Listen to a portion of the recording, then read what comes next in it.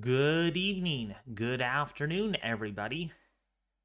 It's David Schlotthauer here in the home weather office for your Thursday afternoon, January the 11th, 2024, and we're going to be discussing about this winter storm because it is significant enough to where I have to initialize a live stream on this. I don't do this very often where I'm streaming before an actual event really unfolds across the Midwest, or in this case that the bombing cyclone that everyone's been talking about.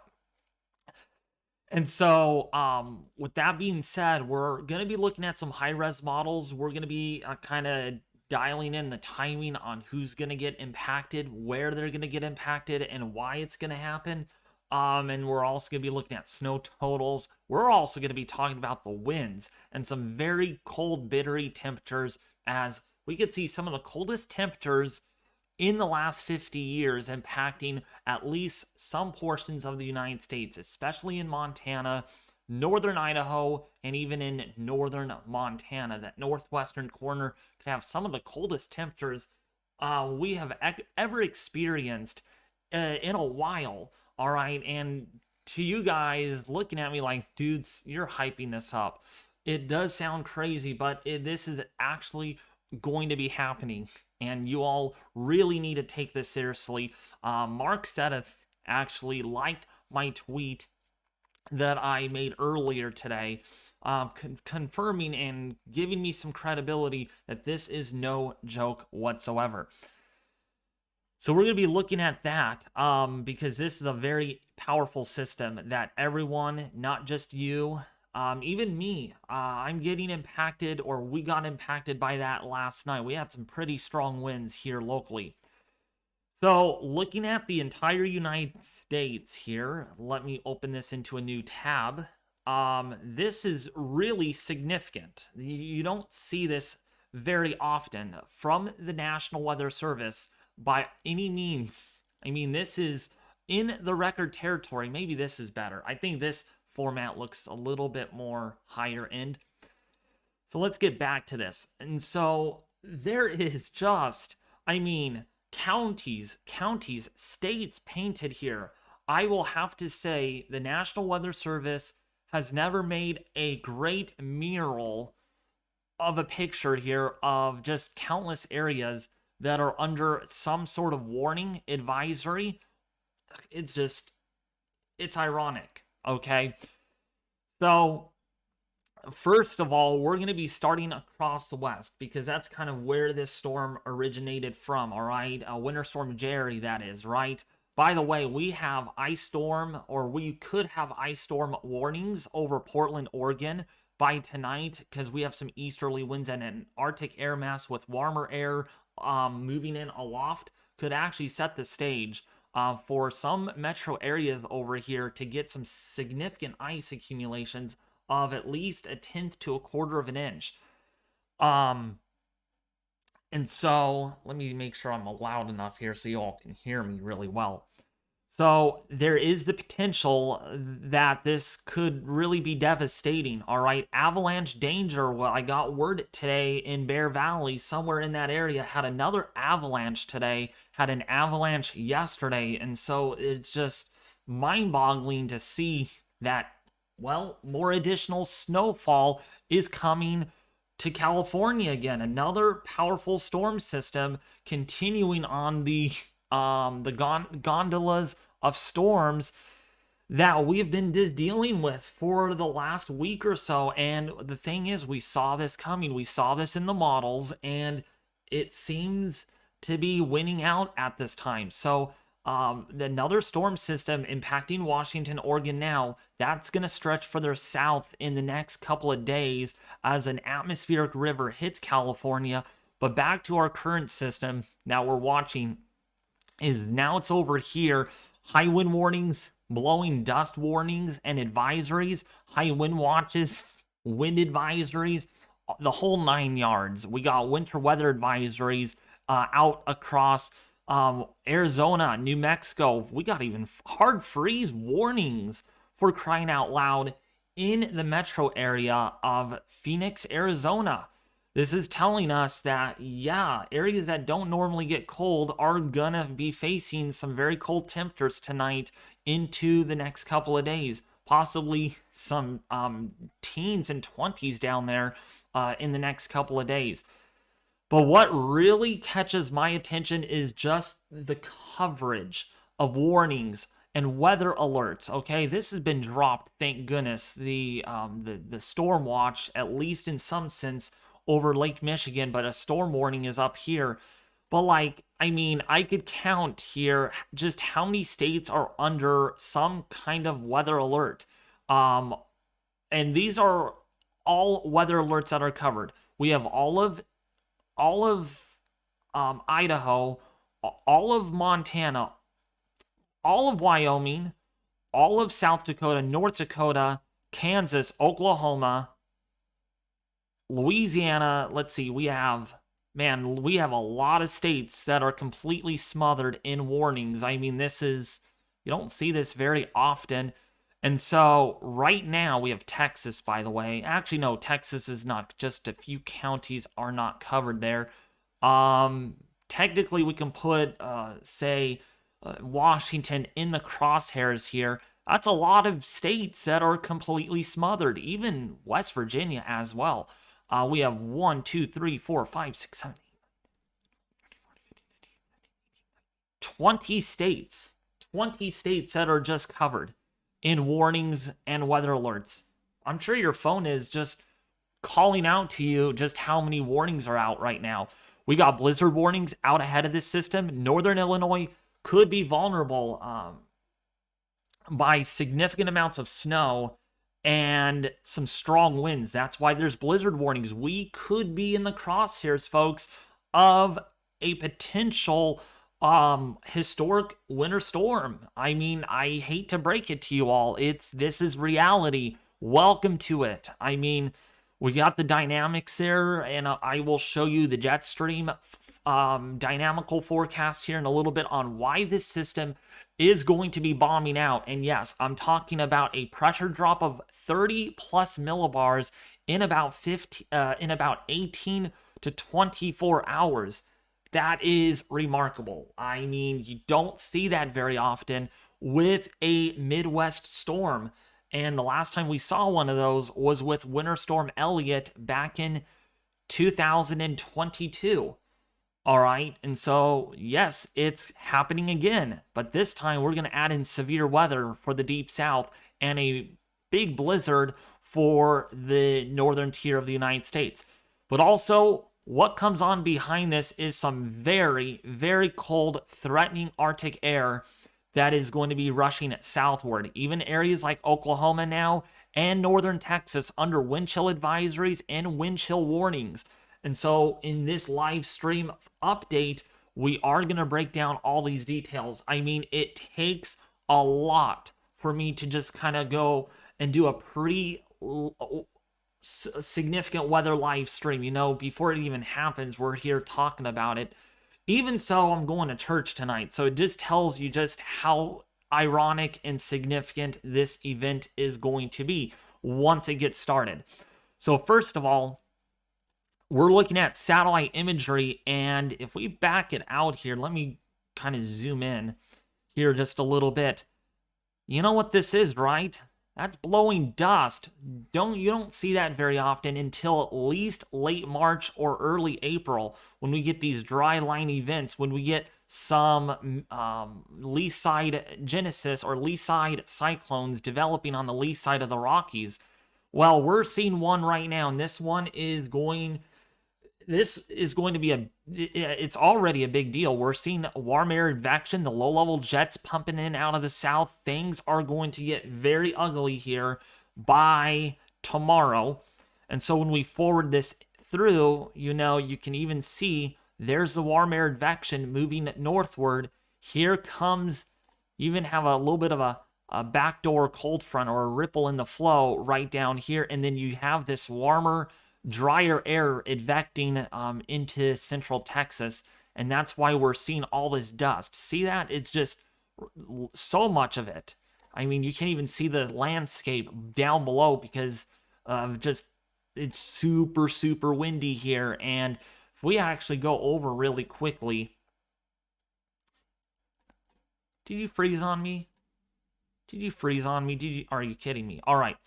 We could actually see on some of the weather stations here, gusts up to 42 miles an hour, up to 39. We have a gust here up to 48 miles an hour. When we actually zoom in a little closer, I did see, yeah, look at this, 54 mile an hour wind gust. Got a, let's see here, this is in Loving, gusting up to 27. So winds are pretty strong, 48 to even 50 miles an hour, and they're only going to get stronger once we get that system moving into the Midwest and into the Great Lakes. As it really bonifies, it's going to be a very significant event. And we even have winds on the northern side of this that are really strong.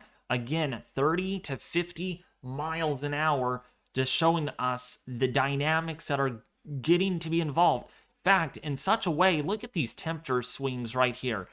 This is in Oklahoma. This is near Cheyenne in Oklahoma. Raiden, 57 degrees. And then you just go to the north here, you're down to 23 degrees already.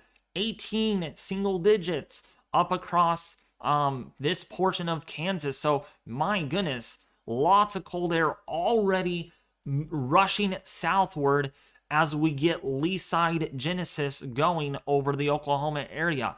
It's slow to occur, but it really is going to develop, especially early tomorrow morning into tomorrow night is when we expect the more explosive nature to the system to really, really get underway.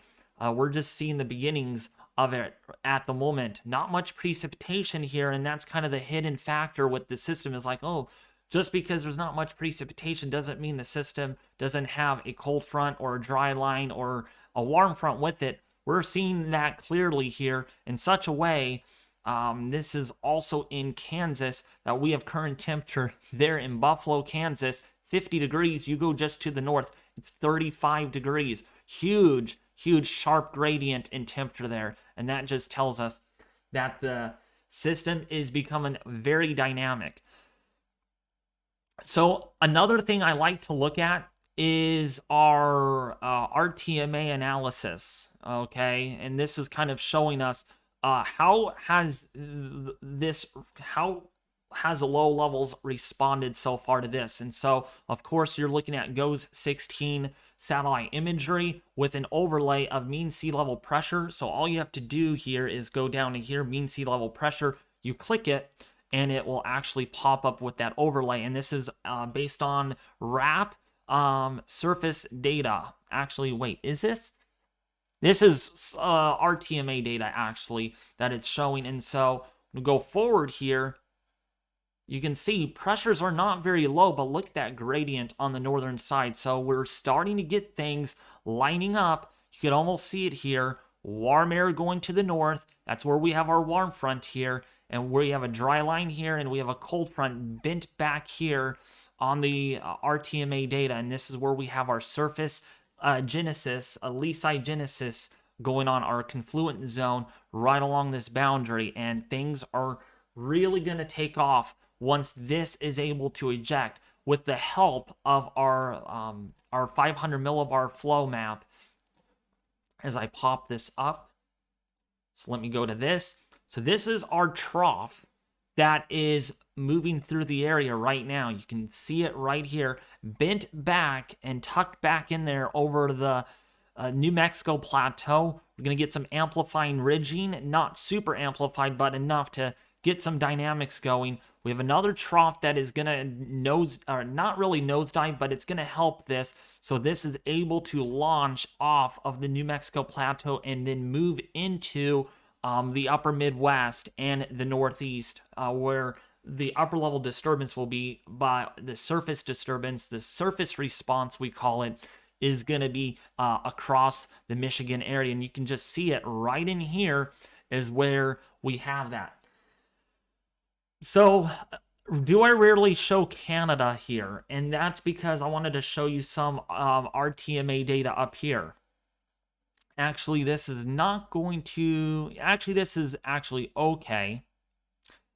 So now up here might not seem like a lot is going on, and really there isn't a lot going on. But what we have here is really strong surface high pressure that's going to be making this storm possible. Lots of cold air just moving southward. It's dense, it's heavier than the surrounding air, so we get high pressure or surface, or what we call an Arctic high, that develops. And we even have outflow. See this outflow, these cloud streaks in the low levels? That's actually outflow from this Arctic air mass that is already in play across Canada. And actually, if we go to our temperatures, where's our temperature? Yeah, negative 30, negative 36 degrees. I think this is Fahrenheit, or it might be Celsius. Yeah, it is actually in Fahrenheit. Look at just this gradient in temperatures. Really cold up here in the Arctic, and that is going to launch, and it's gonna, these two air masses are going to collide. Once they do, we're gonna have a big system to track tomorrow. And believe me, when I mean big, I really mean it this time. This is already making a lot of headlines based on our weather alerts. And let's see if we have any updates. Nothing new yet on the National Weather Service map. I would not be surprised if these areas fill in right here, and we get this, and this up here as well. We just get this whole area blanketing of color. Man, that's absolutely pretty, I gotta say. So, what are the models telling us right now? Well, if we actually take a look here at our HRRR model, which is a high-resolution rapid refresh model, it tells us where it might be snowing, where it might not be snowing. Of course, not every model is perfect, and so we got to consider that. Okay, there's errors in the models, and not ever, you can't just predict, okay, in 2 minutes I'm gonna have an inch of snow. Well, the chances of you getting that right, depending on where you're at, be nearly 0%. I learned this the hard way, is that, you know what, I can forecast on what I'm going to do at 9:15 tonight after church. I know I'm going to be going to Cane's, Raising Cane's. Have you guys been there? It's a nice, good fast food place. Love their chicken. Let me know in the comment section if you guys like to eat at Raising Cane's, because I sure heck do. So I can predict, okay, I'm going to Raising Cane's tonight, but what am I going to be doing at Raising Cane's? Well, I'm going to be eating, but what am I going to be eating? I don't know what I'm going to order yet. So that's kind of what... This is an analogy on what are the models going to do tonight with the system. Well, when we go forward in time, this is right around about 10 o'clock p.m. Central Time, so to speak, and we have some good amount of snow that develops. In fact, we're already beginning. Actually, go back here for a second. We're actually already beginning to see some dynamics. This snow really increase, okay? And so we go back. That's what this is showing on the HRRR. It's showing us that there's going to be quite a bit of snowfall. We know that for sure, but it's that benchmark from central Iowa, northern Illinois, central southern Wisconsin, and into Michigan, where I think we're going to pick up at least 12 inches of snow or more. All right, now Nebraska won't see a foot of snow. I don't think that's going to really happen. Maybe it will, maybe it won't, but more than likely it's not, because the dynamics are just becoming in play. You're going to really have more of the light stuff, versus if you're in Illinois, this is where the snow is going to be heavier, right? So if you're in, say, Iowa, if you're in Des Moines, if you are in Cedar Rapids, if you are in, say, over here in northern Illinois, you're going to have a really hard time getting on, waking up in the morning and going to work, because it's going to be snowing pretty hard. Actually, if we go to the Great Lakes sector, let me go to Illinois, so we can actually zoom in on exactly who's going to get hit. You know what, actually, let me see if there's a better sector. This doesn't do the best. Weather models might do a little bit better with sectoring. Let's see here. HRRR. So let's go over into, let's see here. Let's see. Bear with me, folks. Bear with me. Golly word. All right. This is not what I was hoping for it to be. So let me actually go over. Okay, here it is. Michigan and Wisconsin. Let's go to our simulated radar. All right. So there we have it. 18Z run. So I hope you all can see that just fine. So we're gonna let this, and oh my gosh, it just froze. It just glitched out on me again. So I'm so sorry about that. Okay, maybe the rapid click or automatic click on my mouse probably did the job. All right, so there we go. So you got Milwaukee, you got Madison. So the snow starts here right around probably right around 4 to 5 o'clock. Okay, so if you're an early riser, you go to work early in the morning, may want to commute a little earlier maybe, because you're going to get stuck and you're going to have some delays, because once it snows, and it snows for a while. If you're, that is Rockford, Chicago, Dubuque there. If you're in Milwaukee, if you're in South Haven, yeah, you got a lot of snow to deal with tomorrow. And this is at about 5 o'clock in the afternoon in Michigan time. So big time snow over Detroit. Now it's going to be a wet snow unless you go further north. All right. Transverse City, if you are in Montauk, there in Wisconsin, you have a good amount of snow that is actually anticipated. Now, if that's wet or dry, I got another product that I wanted to share with you all from College Ado page here. But look at this. It might even be snowing. And let's just be clear, folks. There's going to be a lot of lake effect snow. Big time lake effect snow in the wake of this low pressure system. Because what are we going to have? Well, we're going to have the colder air filtering around that surface low, right? The surface low is it. Where we have the dynamics, where we have the strongest air mass response, we have the better dynamics, warm air moving north towards that low pressure, but on the backside with a getting a tighter pressure gradient, we're gonna just drag all that colder air from Canada, from the northern tier of the United States into the Great Lakes region. And so doesn't surprise me. We have a very intense band here of lake effect. We have an intense band here filtering through. We got some good lake effect over Kalamazoo, South Haven, Jackson by Saturday early morning. So when you think that, oh, it's going to be at least the heaviest snow is over, well, some of you, it could be heavier or steady or lighter. It just depends on where these lake effect snow bands set up.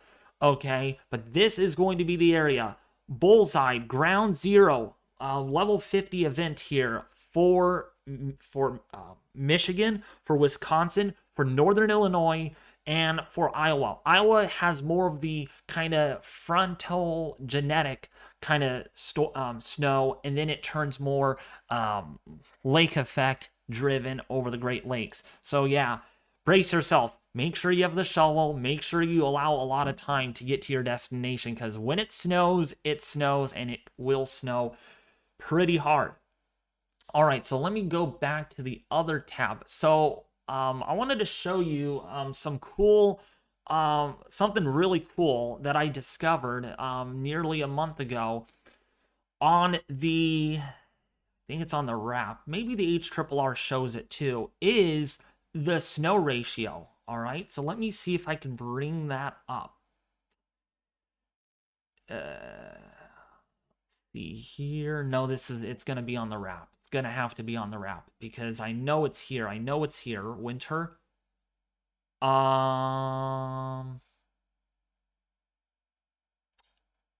Where in the heck was it? I know I have it here. I know it's here. It's got to be under precipitation. Oh yeah, Kachira snow ratio. Maybe on the HRRR. Let me see if it's actually on there too.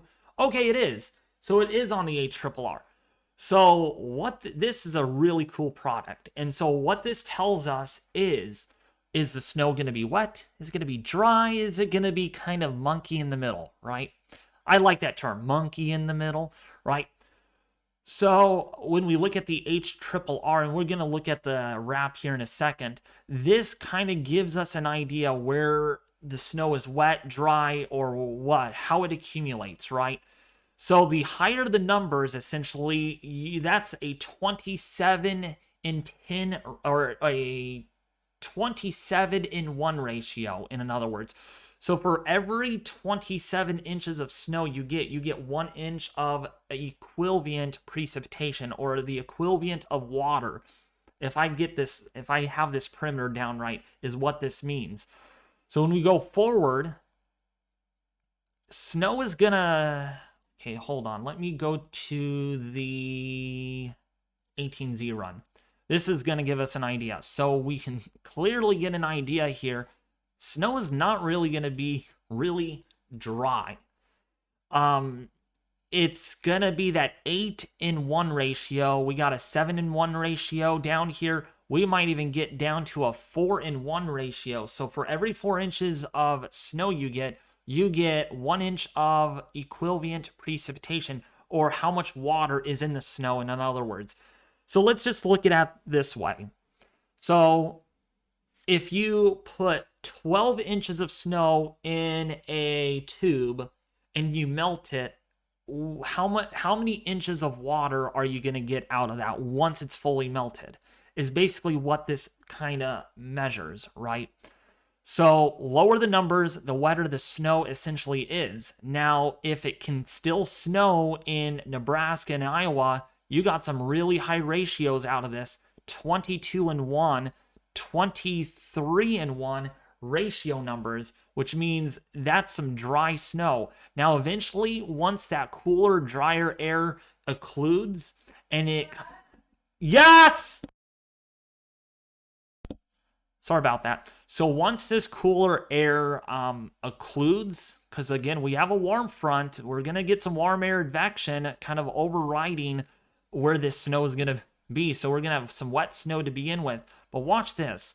Once that cooler air actually consolidates and we still get some snow out of this around the backside, we're going to get some more higher ratios, 21 and 7, or wait, 22 and 1 ratio.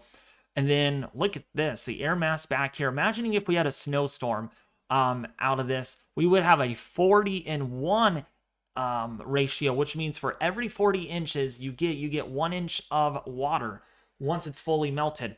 Man, that would be a big snowstorm if we had moisture wrapping all the way around. But thank goodness, well, it's still bad enough, but not as bad as it can be. We're still going to get like a foot and a half of snow out of this, no matter the condition. But this kind of gives us kind of what's a snow texture going to look like, right? Because, you know, snow is different in different temperatures. If it's colder and the air is drier, it's more fluffy, more powdery. It's easy to shovel, and it doesn't cause a lot of problems. But it's when you get this wet snow that's hard to shovel, it's more crunchy, and it puts a lot of weight on trees. It is almost like a graffle on top. You know, it's just kind of that heavy snow that you might see.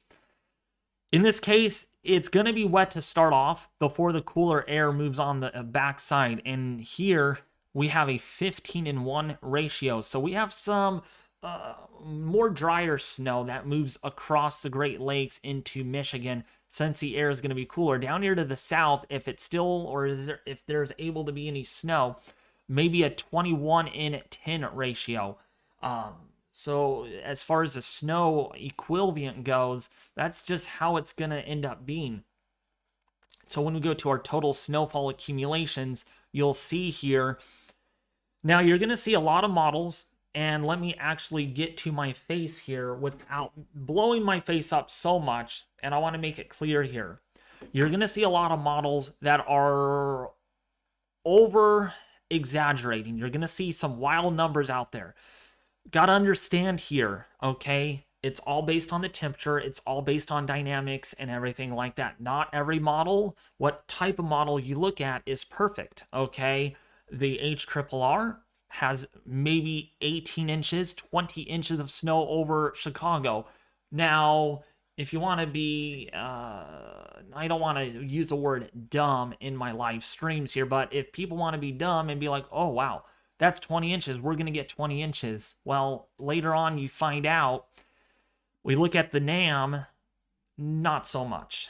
Only 8 to 12 inches, right? So that's the uncertainty in the models on exactly how much snow you're going to get. Even the NAM nest here, actually, oops, let me go back to this. There we go. Okay, gotta learn to transition here more properly. So over Chicago, on the NAM nest, you have 11 inches. Actually, 10.3 to be exact at the airport. We go to the wrap. Let's go to the wrap, huh? Maybe 18 inches. Let's go to the HRRR now and look at the 18Z run. You know, there's a lot more. You know, that's 20 inches. And then you go to the European model. I don't know if, okay, we're able to bring that up. Okay, perfect. So the European model has also a foot of snowfall. So therefore, there's more confidence than not that at least, I think, at least some portions of the metro area of Chicago will see at least a foot, in my opinion. Further to the west, you're probably going to end up seeing at least 8 to 12 inches. But more so, again, the benchmark is right in here, is actually more like right in here is where we're going to see a lot of problems. A lot of snowfall accumulation, strong winds, blizzard conditions, a lot of power outages, I'm sure, is going to be in place because of cyclogenesis that is going to be actually ripening. So actually, let's go back to weather models. And so let me show you another thing. Actually, you know what? I actually like using Call of Duty page in certain situations, so we're actually going to turn it back to there. And we're going to look at the wrap, okay? And we're going to look at our temperature and pressures, right? Wrap does really well as far as cyclogenesis goes. So we can see that temperature gradient on the back side, and once we go forward in time, you'll see just how dynamic this system is going to be. And that's why we're going to have a lot of that snowfall, especially on that northern side, because we have that moisture that's going to be being flung around onto the cold side and back around onto the back side. And so, therefore, you set up a fairly good dynamic situation with big pressure and temperature gradient here. And you can just see this colder air being pulled into the system. So you go from, say, 45 degrees now down to the teens by Saturday or Friday afternoon. And look at this. Okay, let me go right about here. Right over Lake Michigan. That's a 969 millibar bombing cyclone. That's very, very low. That's in historical records for this location. Another thing to back up to this is if we actually look at the 03Z model of last night. Actually, wait, no, was it? Maybe it was the 0Z. If I remember, no, it wasn't. It had to be the 06Z. Actually, no, then it was probably the 09Z. Because that renders... Okay, no, it was a 03Z, okay, because that was a more intense kind of output on the wrap. This model particularly showed even in the same location, but look at how low that pressure gets. Towards the end of the model run, perhaps down to 964 millibars. That would be a record by all standards. You know, you don't see that very often.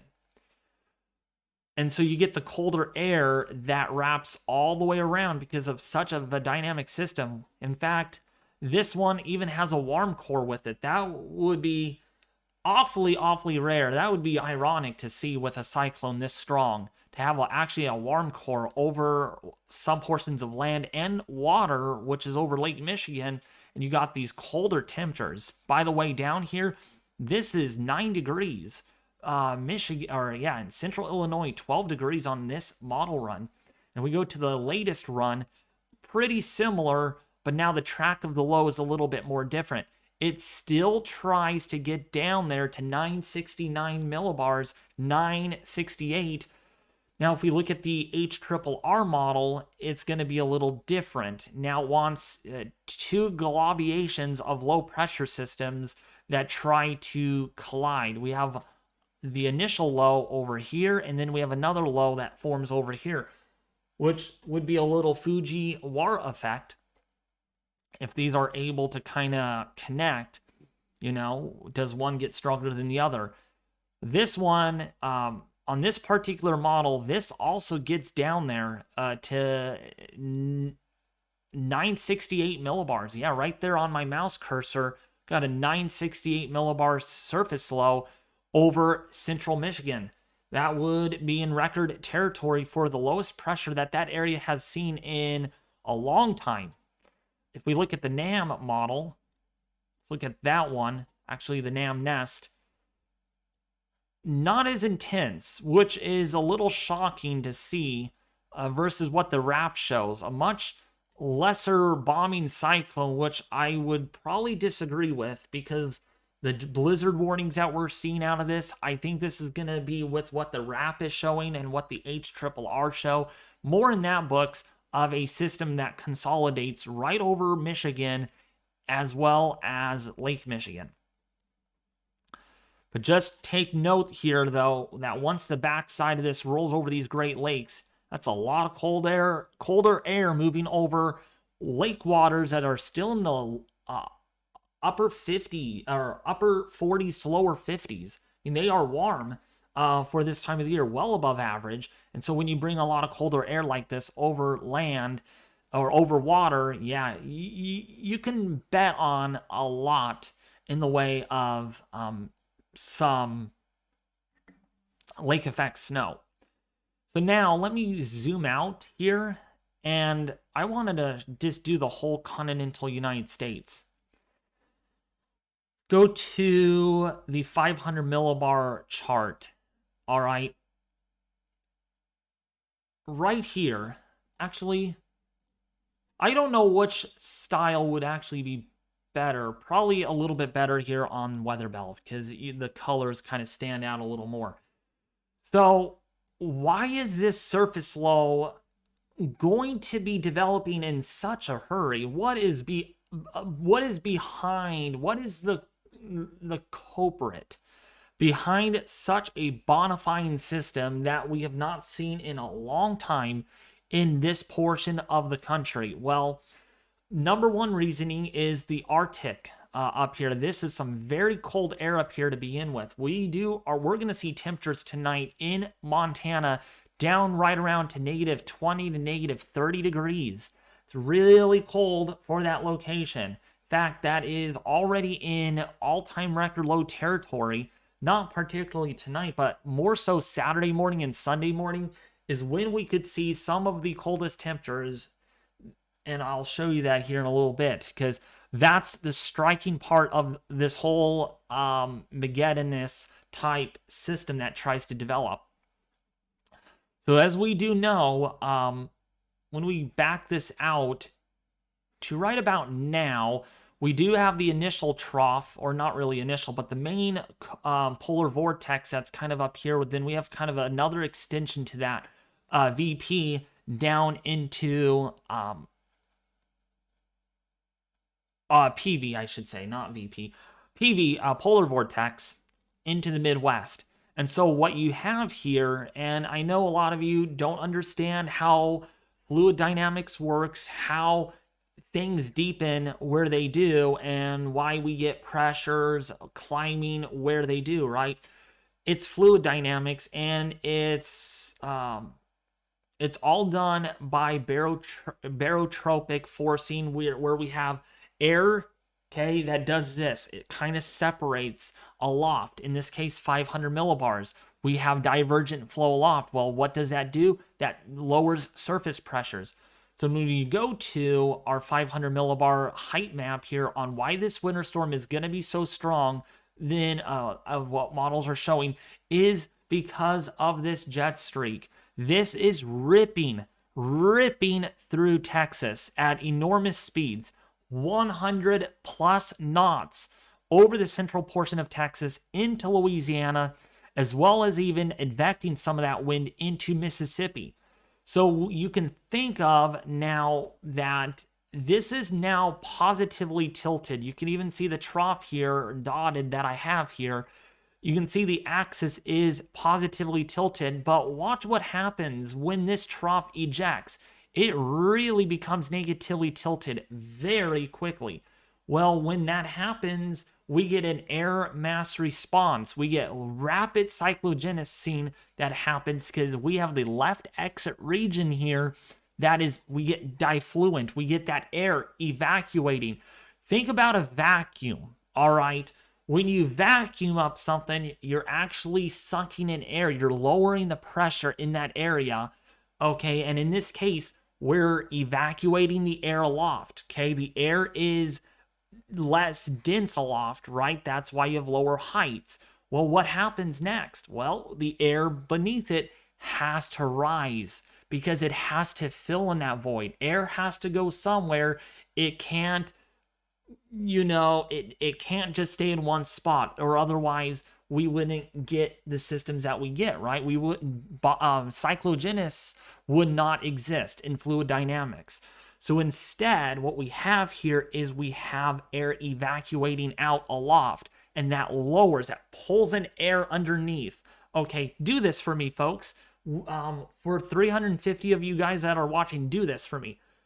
Do this, and then do this, and you'll kind of get the concept of what I mean. Air is diverting aloft, air is coming underneath, filling the void, and that lowers the pressure. That starts the cyclogenesis process. So what we end up with is at the end of more so, it's actually more pronounced on the college dew page. So let's go back to that. Go to 200. I wish they had a 300 millibar level. Look at this. Actually, it's more apparent. Let me actually go to Weather Bell. What we call a foxtail, okay? You don't like hearing that very often in meteorology, but it does actually exist. So when we look at our 300 millibar layer, see this right here? You can see this tail coming out. That is a signature, folks, of a very, very textbook maturing cyclone. You have that air evacuating in the right front quadrant, or in the left exit region, I should say. And that lowers surface pressures. And another way to look at this is if we actually go over and look at our 300 millibar moisture plot, you could really see that. It is very well apparent, and it's even apparent here at the 200 millibar, actually more like 300 millibars.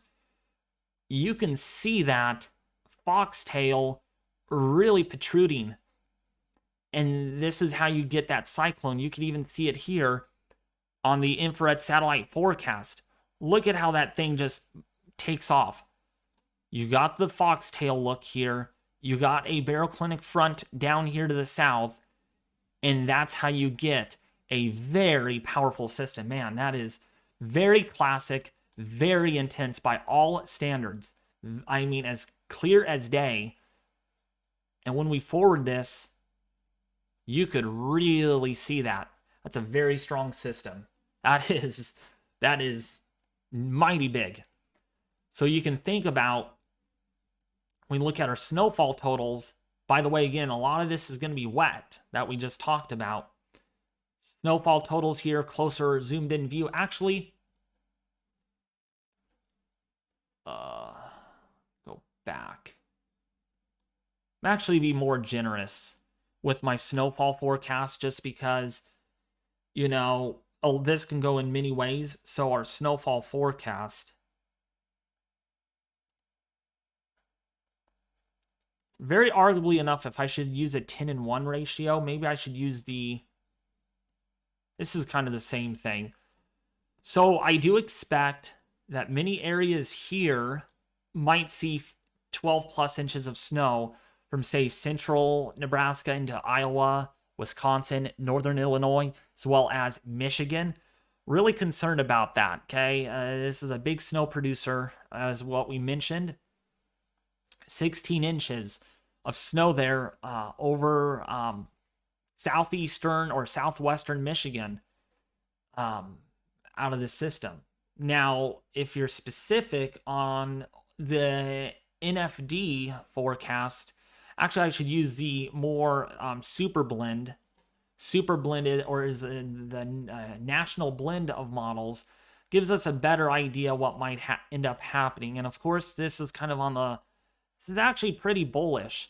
It does think that many areas, again, the national blend of models, putting all of the models together, every single model, that includes the wrap model. It does not include the European model. I want to take let you all know about that. The European model is not part of this whole super blend kind of thing. So it's using the GFS, the wrap, all the American models that you think of. I think it includes the Canadian models as well, the CMC and its high-res model as well. And this shows us where there is going to be quite a bit of snowfall, okay? And so in central eastern Nebraska, like Omaha, more than likely might see 6 to 12 inches of snow. Whereas if you're in northern Illinois, you have a good chance of seeing 8 to 12 inches. And if you're in central and eastern Wisconsin, you have a good shot at seeing maybe 12 to 18 inches, including for Michigan and western Michigan, where, again, that lake effect snow picks up like we talked about. There's a good shot of seeing at least more than 12 inches. So a foot of snow doesn't seem like a lot, but think about a foot of snow on a ruler. That's a foot of snow. See my ruler? Right like that. And just so you all can see, a lot of snow. That's gonna do a lot, okay? So another thing I like to look at is probabilities, and you can only go to the ensembles for that. And the Euro, we're going to use the ECMWF ensemble. And looking at those probabilities, let's go to probabilistic, or however you want to call it, probabilistic, either way you put it. So the chances of seeing a foot of snow, so through Sunday morning, all right, so let's kind of go into the Great Lakes here so we can kind of zoom in, and we can't zoom in very much, unfortunately. This red area illustrates the percentage. So you have 100% chance of seeing at least a foot of snowfall in the 10-1 ratio. This is assuming the 10-1 ratio type modeling that we're seeing. We're not using Katura here, a different ratio. This is that 10-1 ratio. For every 10 inches of snow, you get 1 inch of equivalent of precipitation. And so you can see 100% chance. The chances of Chicago getting a foot of snow between 50 to 70% at the moment. And the chances of a foot of snow or more to accumulate in central and northwestern Michigan are anywhere between 70 to even 90%. That's pretty high, okay, on the ensemble. Now, I'm looking at the ensembles are the only ones that show this probabilistic. You can't find this on high-res models. Now, again, just because you do see 16 inches or 18 inches, things could wiggle around. Again, every model is not perfect. The Euro, for Pete's sakes, might not be 100% correct. But a foot of snow is well outlined here, and anything above at least 70% is considered significant. And we are very much likely, or you are very much likely, going to have a lot of impacts. Now, the chances of 6 or more inches of snow is as follows. So Chicago, more than likely, you're going to see more than 6 inches. If you're in Illinois, if you are in Michigan, central there, 100% chance. Central, southeastern Wisconsin, about 100% chance of seeing at least 6 or more inches of snow. Now, what about 18 inches? Well, there's a little corridor here in the next 3 days. That covers Milwaukee, all right, Brookfield, Wisconsin, that southeastern corner. There's a 40% chance of you seeing at least 18 inches. That's also significant. I mean, that's not very low. I mean, that's 30 to 40%. That's at least a chance. It's not 100%, but there is at least some confidence that you might just see 18 inches of 10-1 ratio snow. All right. What's up, Heidi? And so therefore, we are watching this. We got to keep an eye on that because this could uptrend, and it has fortunately downtrended, which is good in latest ensembles, but still, the chance is still kind of outlined there. Now, of course, the chances of 2 feet of snowfall is not going to happen. But now, what about when we get that lake effect snow going all the way through much of next week into, say, 180 hours out? You might see, there's a very slim chance right here, you might see a couple of feet of snowfall because of that lake effect snow. And as long as that colder air, let's just put it this way. As long as that colder air is aloft, how about this? You will see lake effect snow. That's the simple thing I can tell you all. As long as that cold Arctic air is advecting in over these lakes with that breeze, you're going to see lake effect snow. That's all I have to say. So let's just put it that way. You could see snow for an entire week in portions of Wisconsin, or in portions of Michigan, and some portions of the Great Lakes that are prone to that lake effect snow. So now, did I do pretty good? Let me know in the chat. Did I do pretty good at covering the snow side of things? Did I miss anything that I forgot? Because then we want to talk about the severe weather side of this too. Actually, we'll talk about the Arctic air, and then we'll talk about the severe weather. Since a lot of you, this is a small area that this could impact. It's going to be a big deal, but not as big of a deal as the Arctic air and the snowfall is going to be. Can you look at Nashville's snow next Monday on models? So as far as the snow goes for next week for the Nashville area, models are really struggling. Actually, they're not. They are and they are not. It just depends on how you look at it. The GFS and the Euro virtually doesn't have anything, or has a little bit of something. The last run had it there too. So as far as the snow next week for Nashville, you're probably only going to see maybe about an inch to a couple of inches, maybe 3 inches at most. But we could, one storm at a time is the simple way to put it. All right. That's all I got to say. Because, you know, that can change too based on many latest model guidance. Right now, about 2 to 4 inches of snowfall could accumulate out of that storm system, depending on what ratio you look at. Actually, it's a little more on the GFS than actually on the European model, which the Euro right now doesn't have very much. So it's a question in the air on what's going to happen. For one thing, the GFS hasn't done very good in some aspects, at least to California's weather. More on that on another day, but it just hasn't done very well. And so right now, because of the GFS hasn't done very well, we're probably going to be on the generous side of things, and still maybe 1 to 3 inches for the Nashville, Tennessee area for that early next week's storm. But it's, you know, I would really not worry much about the snow, because it's going to be the cold Arctic air that a lot of you will be dealing with. And I'm not kidding. When I mean it's going to be a problem, it is going to be a very big problem. Okay? 5 likes away from what? What are we 5 likes away from? 150 maybe likes, right? If you guys haven't liked the stream yet, be sure to do so and subscribe if you are enjoying the content. But let's talk about the Arctic air now, because yeah, it's making headlines. It is going to make headlines, and I kid you not, it already is, okay?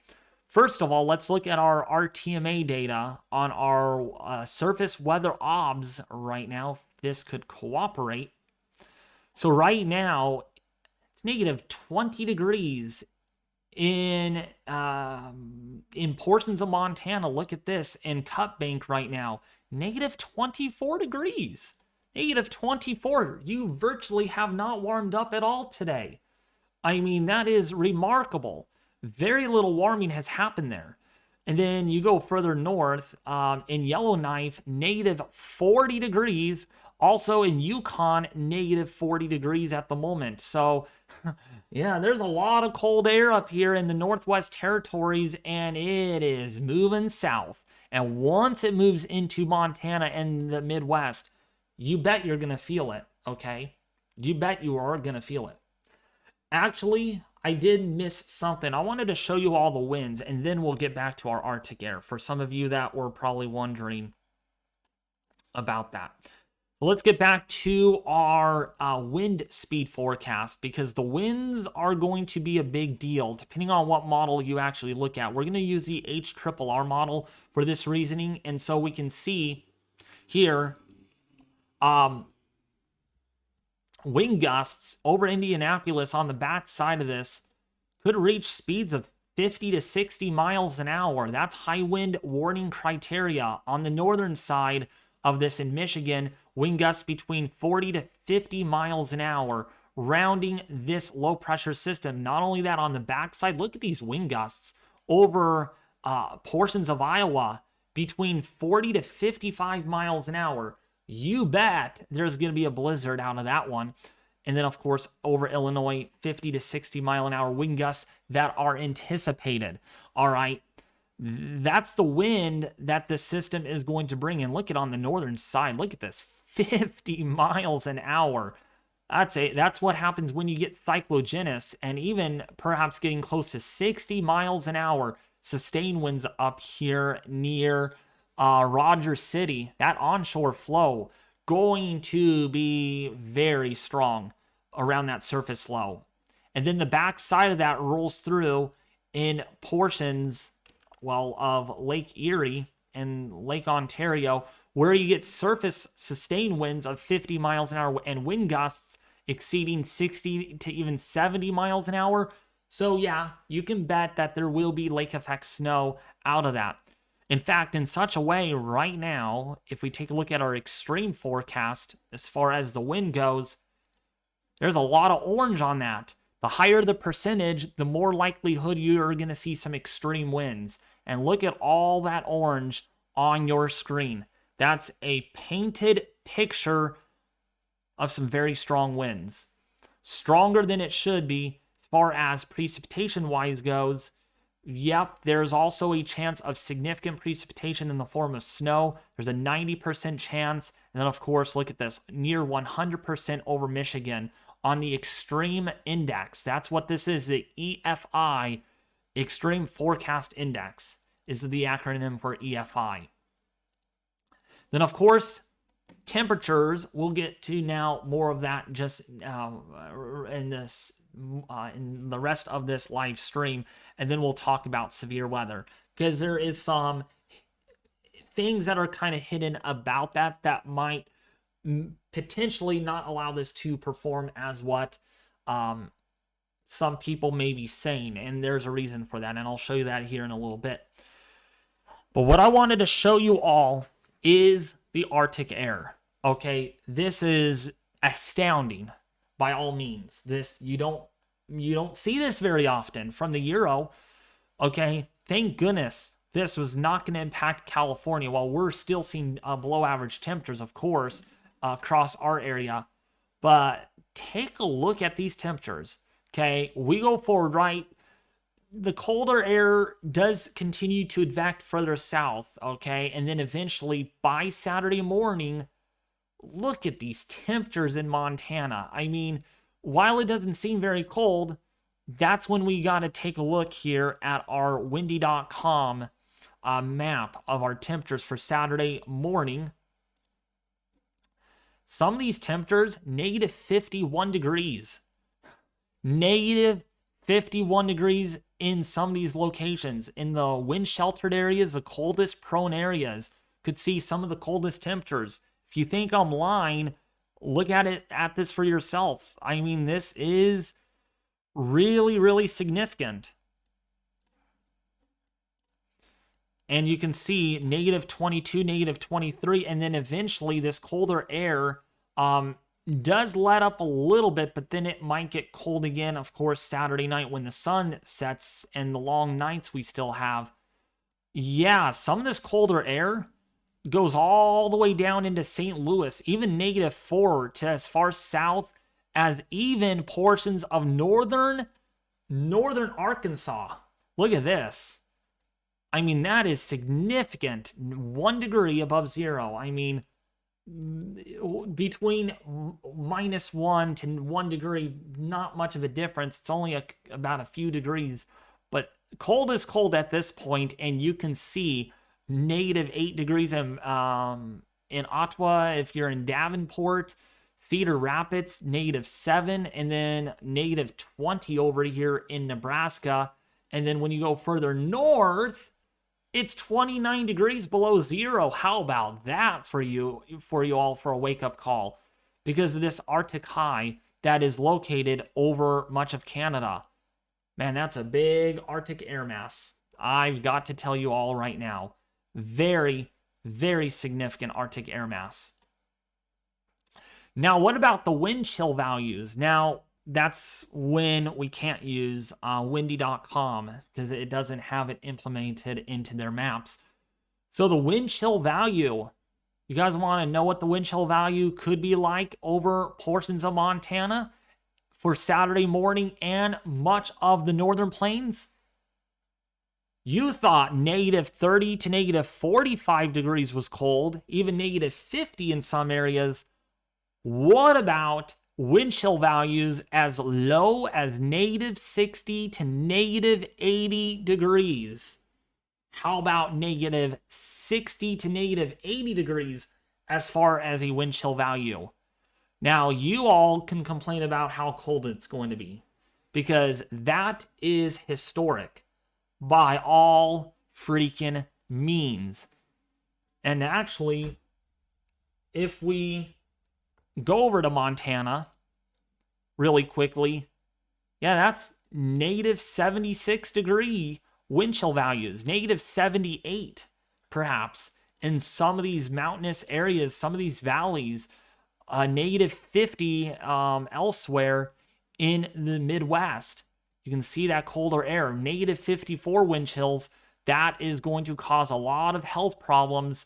Frostbite going to happen, and it's going to set in within seconds, within minutes, because of how cold these temperatures are going to be. So yes, your air temperature may not be that cold, but when you factor in the strong winds, yeah, it's going to be a big deal. And before you even think about it, temperatures are actually going to be almost 80 degrees below average in portions of Montana.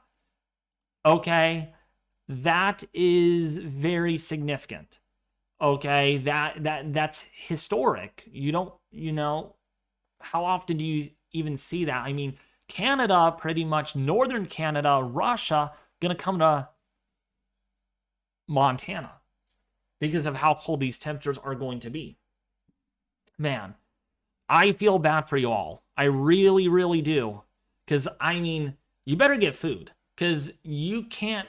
I don't know if your car is going to be able to even run in these temperatures, especially in Montana. So make sure your car is able to run if you want to go get something to eat, go to the store and buy some food.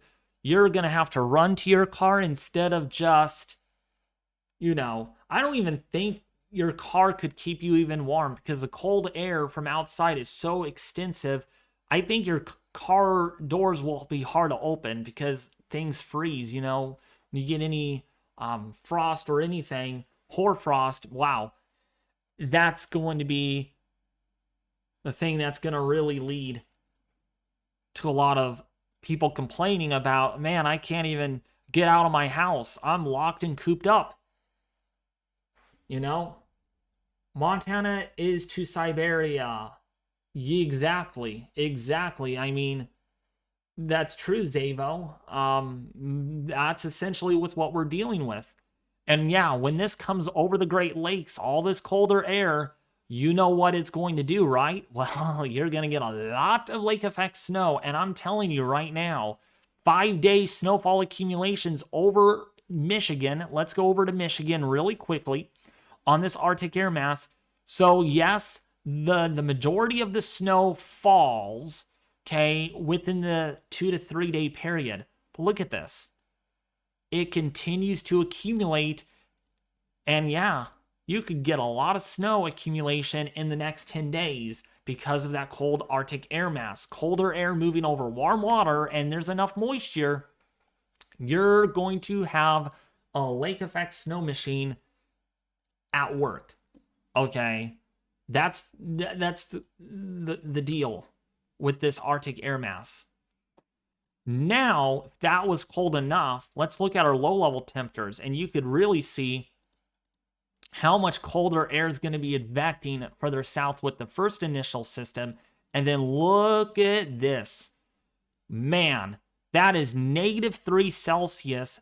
That's below zero, below 32 degrees at 925 millibars above the surface, all the way into central and southern Texas.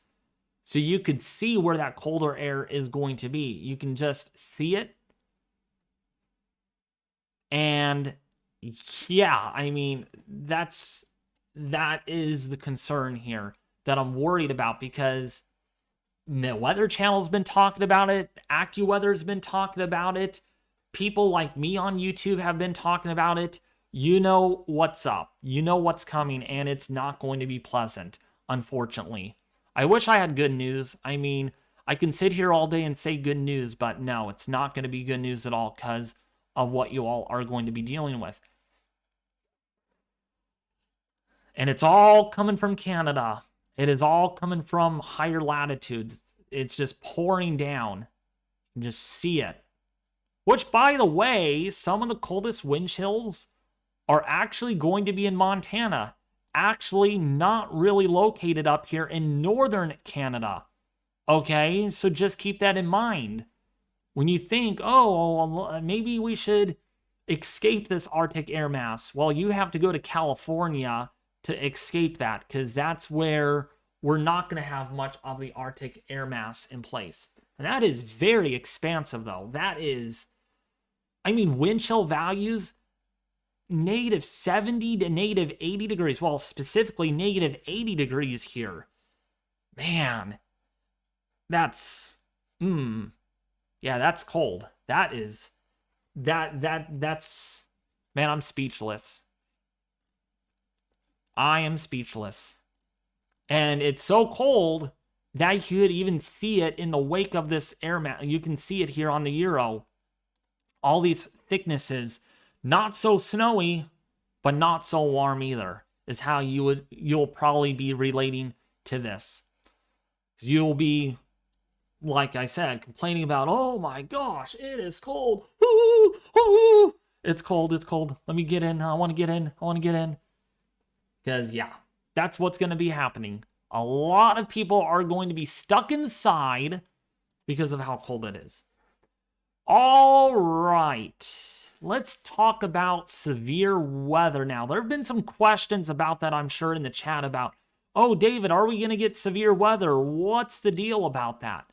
So let's actually go over to the Deep South. So let's go over to, the Gulf Coast. So what are the latest models spitting out right now? So the first amount of storms look to develop. Again, there's that snow up there to the north. First amount of storms do erupt tonight. Now, a lot of you are saying, oh, is David going to go live? You should live stream on this. It's an overnight threat, and I'm telling you right now, I have not been able to get to bed at all until like 3 or 4 in the morning until recently, and I want to try to get onto a better bed schedule. Not that I don't want to stream severe weather, but it's not healthy for me. I've been staying up until 4 or 5 in the morning, and it's just, I'm not getting my sleep, and I'm feeling good, but I'm just not feeling as well as I should. So that's why I'm probably not going to be able to stream overnight on this. It's just not going to happen. As far as tomorrow goes, though, I'm still going to be streaming live on the winter storm, on the wintry side of things, and the severe weather side. So it's going to be a biomodel type live stream. We're going to be looking at blizzard conditions. We're going to be looking at cameras up there. We're also going to be looking at severe weather down to the south. So it's just kind of a everything deal, not just on severe weather. It's actually going to be on this winter storm too that's impacting the Great Lakes region. All right. Now, for a lot of you that do live here in Arkansas, all I can say right now and give you some advice, make sure your weather radios are turned on, because you can't rely on me. You cannot rely on any weather YouTubers, because maybe none of us are going to be live at night. I don't think Ryan Hall, y'all, is going to be up in the middle of the night streaming. I don't know. Maybe he thinks different, but you get the idea. We're not staying up through the middle of the night. You know, we got to get sleep, because then tomorrow we're going to be streaming on this. And I need sleep early tonight, so that way I'm able to stream this in the morning hours, so I can get up at like 8 or 9 in the morning and start streaming this for most of the day, since this is going to be a big deal. So Arkansas for tonight, you're definitely going to see some severe weather, some strong thunderstorms. This is for about 10 o'clock at night. So for Little Rock, for Jonesboro, for Tulsa, Oklahoma, for Oklahoma City, if you're in Arkansas, just be aware of that. You are going to see strong thunderstorms. Some of them could be severe as well, okay? So make sure you have your weather radios turned on. Make sure your notifications on your phone so you can get EAS alerts on severe weather, because, yeah, it's going to be an overnight threat. And, you know, a lot of people are sleeping overnight, so there's a risk here. You could see trees coming down. You could see winds that could destroy buildings, tornadoes, nighttime tornadoes. That's the big possibility here into the overnight hours. Tonight's not your, I'm tired, I'm going to sleep really relaxfully. You might be up all night. All right? You might be. So just be aware of that, okay? Big time line of storms erupts just east of Dallas into Shreveport, Lufkin, if you're in Little Rock, in Jonesboro, Poplar Bluff, Paducah, up into Columbia, St. Louis. Boy, St. Louis could get some pretty intense rainfall out of this storm system. Might see about 1 inch to 1.5 inches. And then it really is game on tomorrow.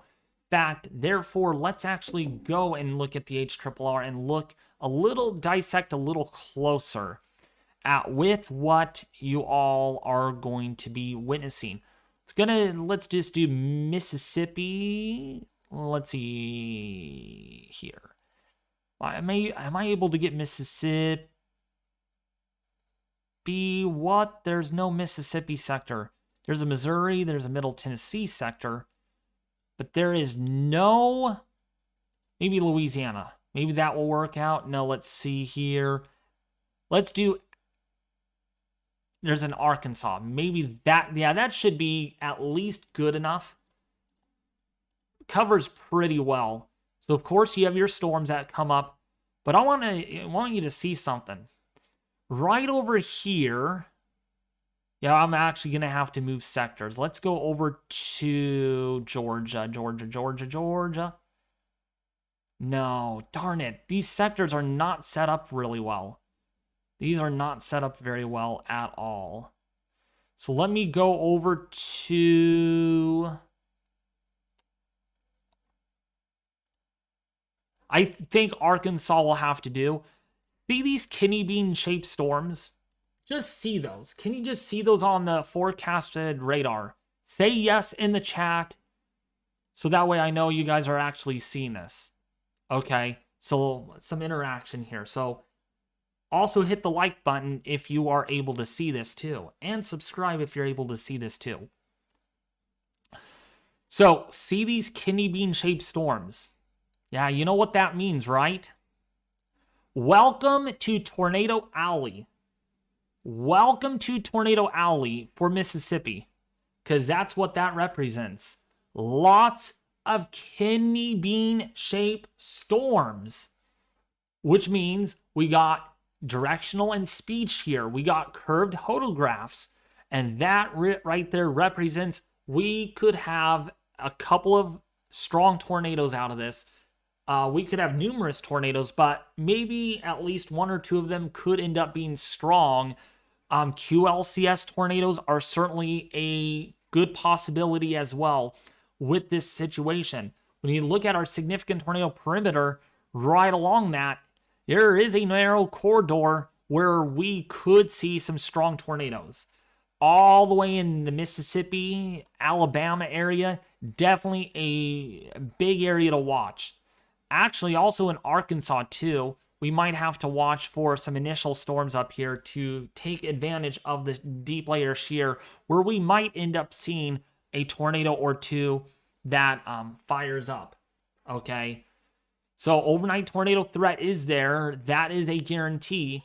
All right, and that's because, well, when we take a look at our wind profiles, right, we have our winds that are coming in more out of the southeasterly direction, right? So you got southeasterly winds, okay, and then you go into the low levels of the atmosphere. What do you see? That's a 76 knot low-level jet.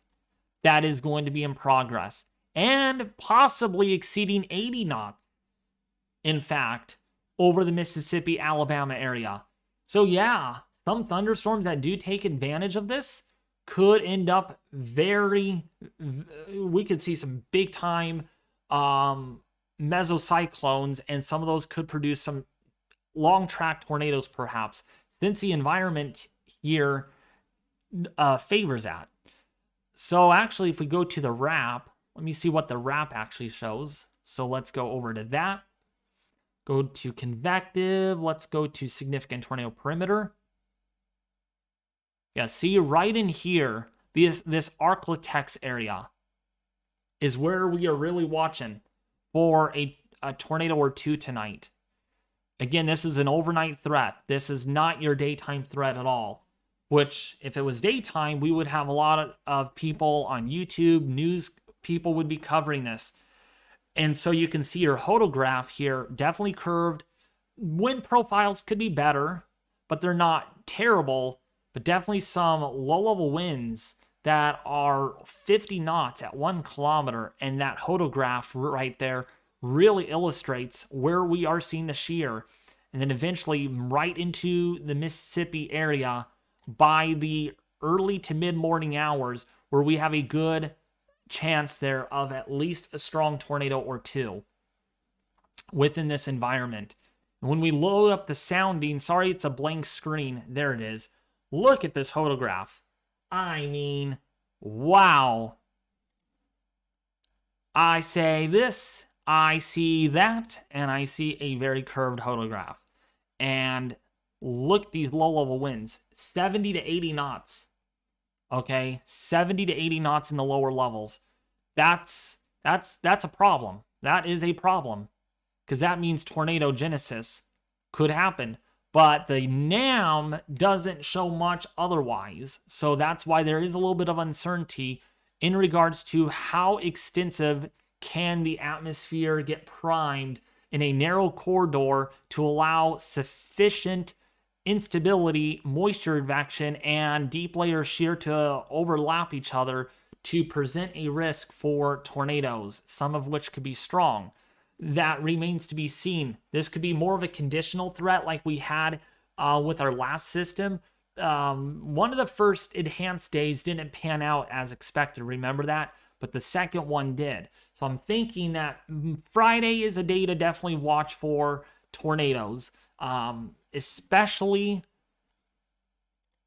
right down here is where I think we might have the best chances in this corridor right in here. And that's where the SPC has it for their risk of severe weather. Okay. Any questions? Any questions that you guys need to ask me? Anything that I forgot to talk about? Did I cover everything? Because I love you guys. You guys are really, really awesome. And of course, I gotta show my face, right? How do you guys like my meteorologist drive sign? Looks pretty good. Oh, there is me in the mirror. You can see me in the mirror.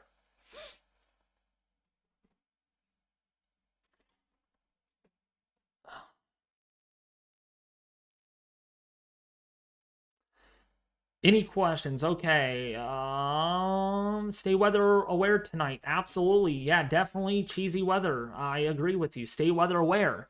I know you had to stay weather aware because of that storm that you guys had just a couple of days ago, and that was very significant. I'm really surprised, cheesy weather, you did not lose your electricity. You did not lose power with over 60 to 70 mile an hour wind gusts. You have a really strong power grid system. Thank you, Tammy. I'm glad you really love my live coverage. Loving the coverage, David. How's Bloomington, Illinois looking? So for that reasoning, we're actually going to look at this from a different perspective. We're going to look at this from windy.com, which, by the way, is not, it's free, but there's some partitions of it that are not free.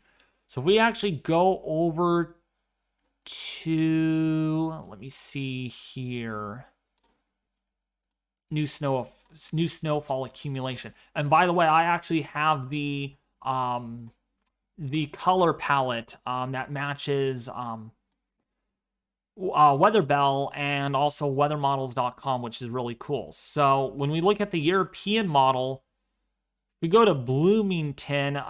So that area might see about 4 to 5 inches of snowfall. Now that's from the Euro. From the NAM, if we look at the next 48 hours, you might not see very much. Probably only a couple of inches. Right? Only a couple of inches. The icon, let's look at the icon the next 3 days. About an inch. Let's look at the GFS model. 4 inches. Let's look at the HRRR model. You might see about 4 to 5 inches. So that means 2 to 5 inches is a safe bet. 2 to 4 inches more so likely for your area, Butterdog.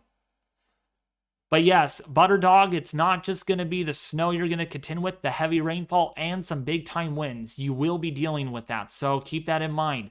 You don't need the snow to get this big storm. All you need is the very strong, ferocious wind that you're going to be dealing with, and some heavy rainfall to knock down some trees, because the grounds are going to become saturated. On to 300 likes. Wow! We're almost up to 300 likes already? Jeez. Yeah, hit the like button, folks. And also subscribe.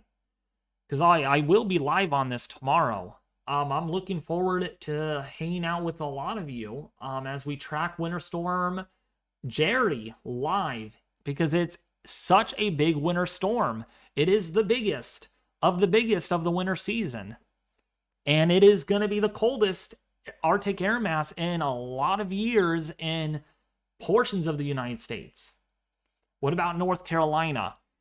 So if you're referring to snowfall, probably not the great area.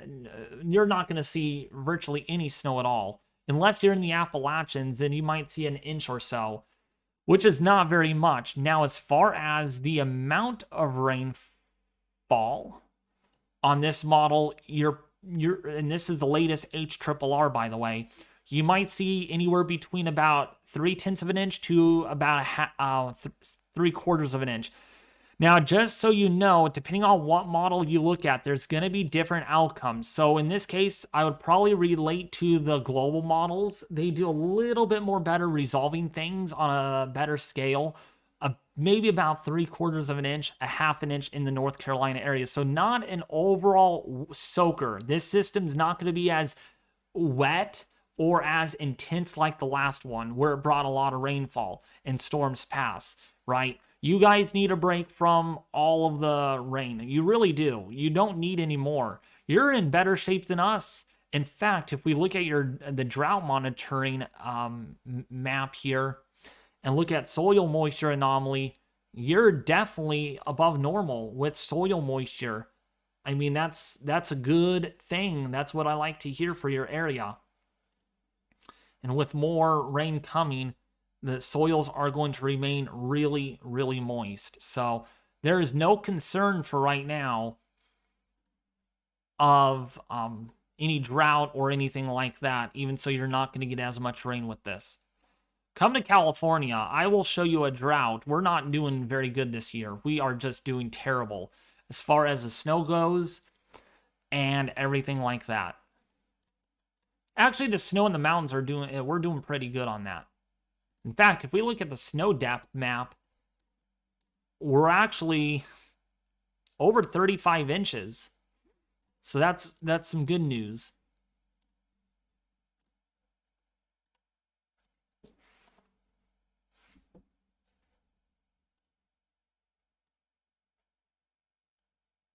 North Carolina. So again, for North Carolina, you're not going to see now.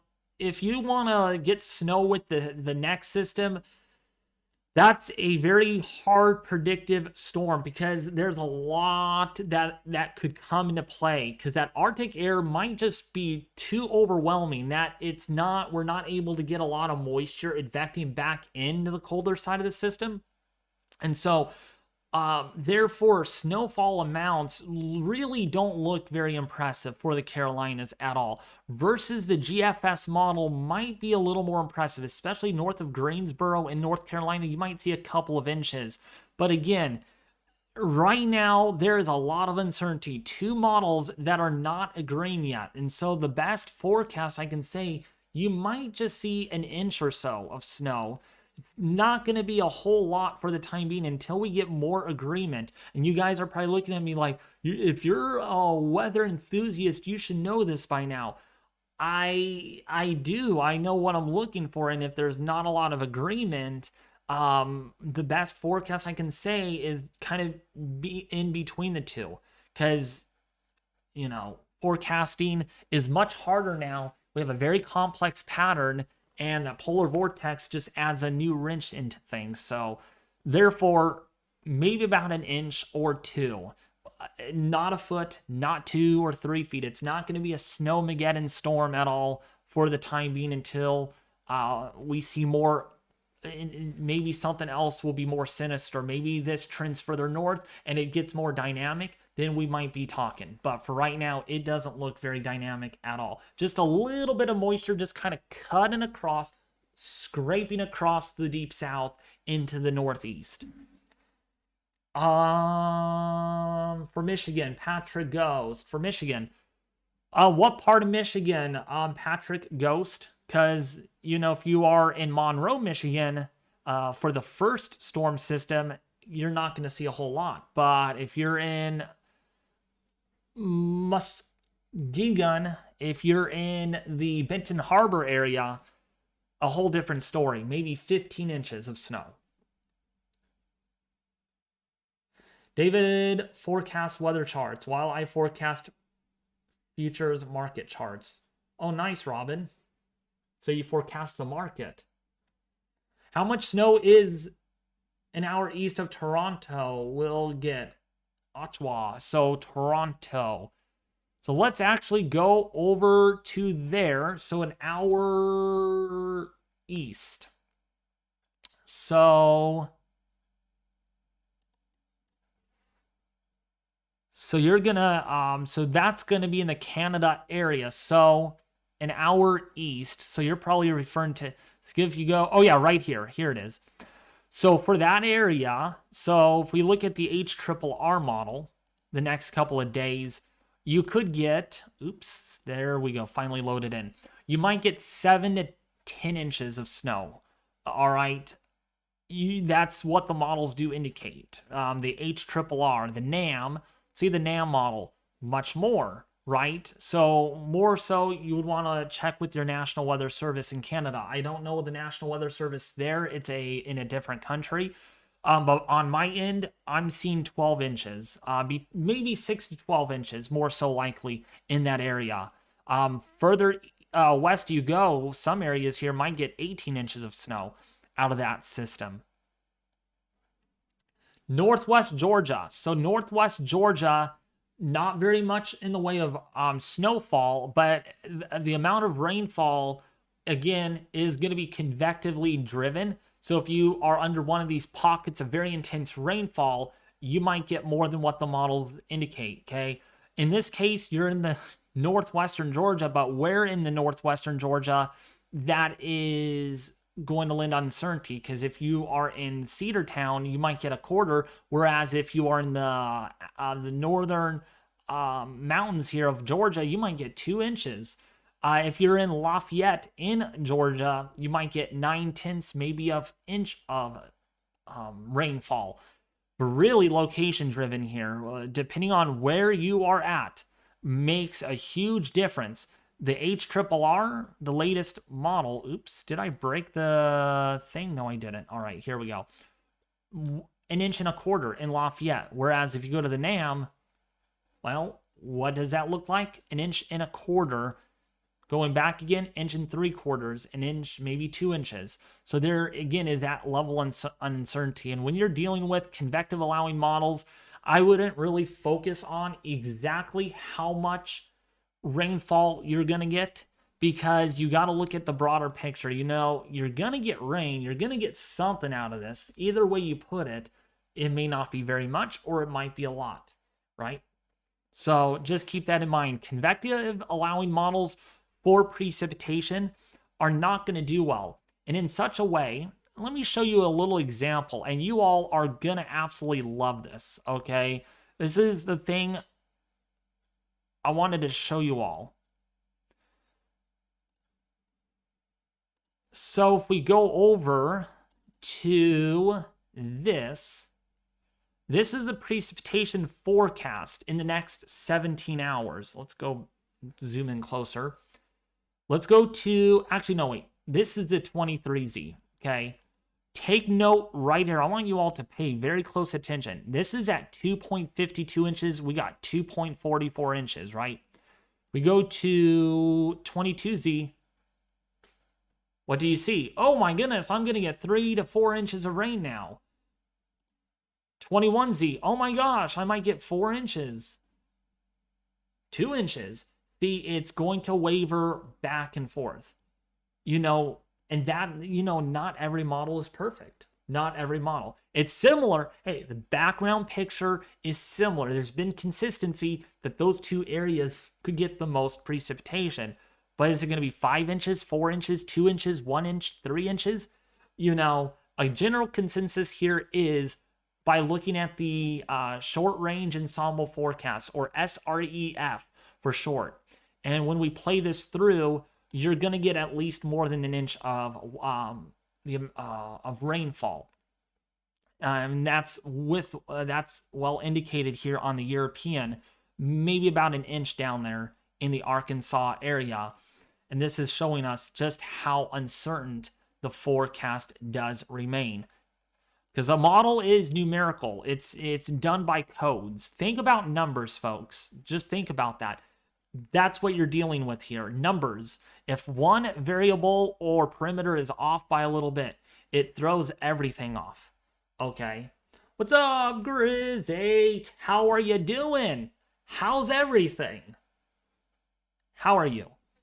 So another example to look at this, and this is what I like about numerical models, okay? Let's kind of step away from the Midwest for a second, and let's kind of take a look at the butterfly effect in action, and you all are going to really like this, okay? So tell me what you see here. So if we back this out, do you see any changes from run to run on the European model? This is the 12Z, the 18Z, the 12Z, and the 18Z, the 12Z, and the 18Z. Let me know, do you guys see any changes?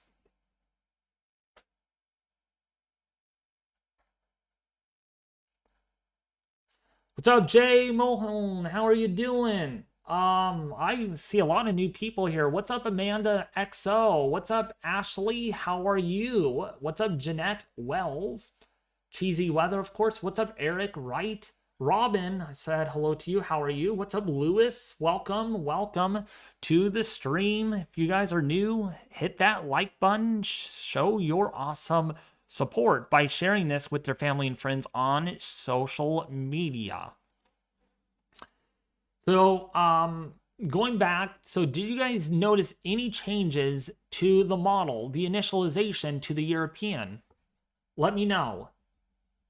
What's up, Missy Bash, Portland, Indiana, David?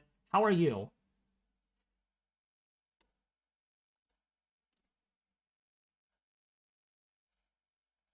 What's up, Daha? How are you doing? So as far as snowfall goes, definitely a lot. Long story short, the next 30 days is going to be a tough one if you are in the Great Lakes region. Oh, you're not new? Oh, you've been here. Okay, just probably not in the chat very often. That's fine. What's up, Blue 313? How are you? What's up, Heidi? How are you?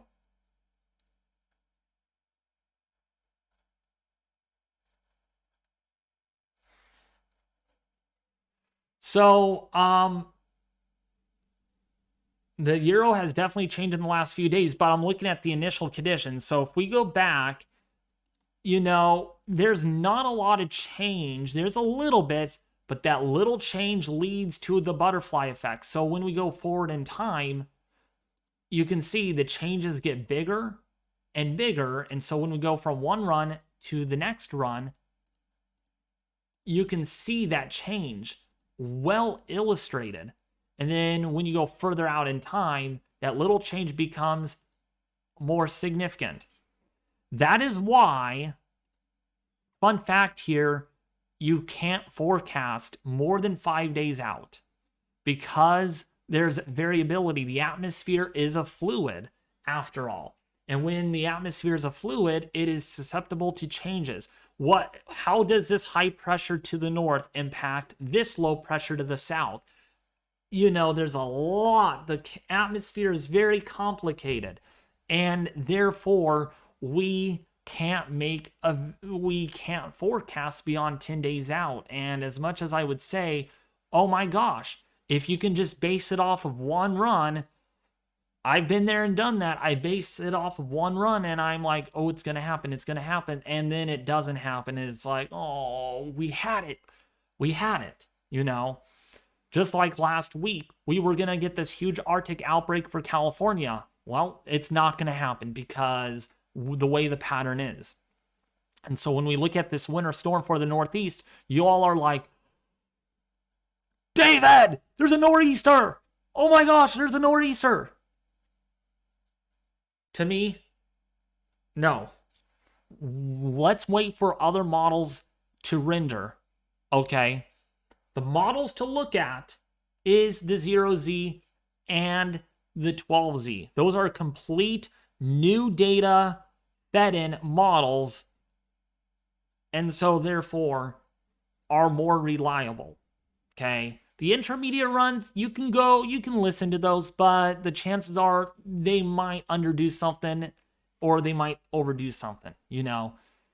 Well, long story short, one storm at a time. We will focus on next week's storm when we get there. You know, the whole part of this stream is to really focus on who's going to get what, you know, and I'm telling you, it's not looking really good. And so when we update you all on this map, not much changes have been made yet. Nothing has filled. Oh, okay, they have expired that area up there. Some of the coverage of the winter weather advisories. it'll be surprising. It won't surprise me if they issue advisories on that, or wind chill advisories, and eventually down here in Missouri. Suze, thank you for the $5 donation. Love that so much. Thank you. Thank you. How's everyone's day going? How are you all enjoying your time with your family and friends? How's your Friday? I bet you all are like, some of you are excited about this cold weather, but some of you are like, no, this is too much for me. This came with a ton of bricks, you know? Which, by the way, that's a snow squall warning in Washington. What's up, Eric Wright? Thank you for the $5 donation. What's up, David? Doing a wonderful job. Keep up the great work. What can I expect? I expect Tom in Gray, Georgia. It's Tom in Gray, Georgia. Let me actually go over to that. So, Tom in Gray, Georgia. Is that how you spell it? Actually, it's Tom and Gray. Maybe it's Gray, Georgia.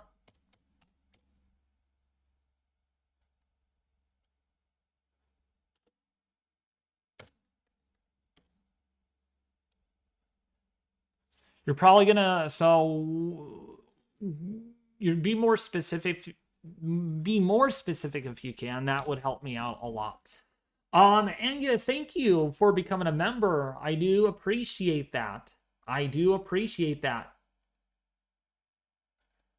Thank you for tuning in, Daha. I do appreciate that. And actually, Daha rhymes with Taha. I love that name, actually. Daha, Taha.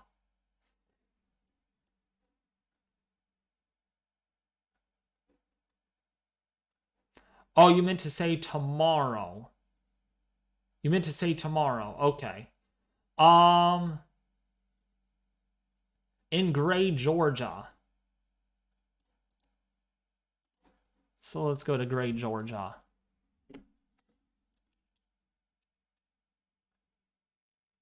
Probably Gray Hill you're referring to. That's probably close enough. So that is in the... Oh boy, this is really lagging really bad. So in the western Georgia, I'll kind of give out a region. You're likely to see some sort of severe weather. So damaging winds, tornadoes, certainly some of the severe weather could actually be significant. Damaging 70-mile-an-hour winds are a potential because we have a lot of wind shear that's going to occur with this storm system, because you got a directional shear, you got the speed shear. Any thunderstorm, even if it's low topped, could be capable of transporting a lot of wind down to the surface along to go with that heavy rainfall. So expect a little bit of rain between about a half an inch to maybe 3/4 of an inch with that with these storms as they move through. But of course, the risk for tornadoes, some of them could be strong, do exist. Now again, how that warm sector actually verifies will be the thing. It's more likely a conditional severe weather threat, but it does exist early on, especially in Louisiana area. But yeah, this is the system, folks, that we are going to be monitoring. And that cold air, I'm not joking. I mean, it is very significant. I'm actually concerned about a lot of you that are going to have to deal with this, because these temperatures up here, negative 40 degrees, that is on the very bottom of the temperature chart versus where that surface low is going to be. So you could really see that pressure gradient. Look how tight that is. Man, it's very tight. It's very tight.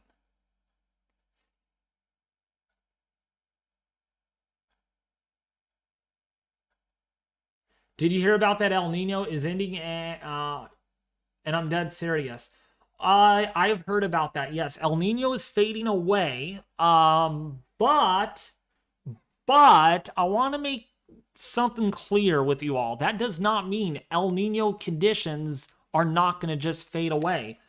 There are early indications. Now, Oh man, it's 5:15. I have to get ready for small group here within the next hour. I'm actually gonna have to head off here in the next 10 or 15 minutes. Just letting you all know.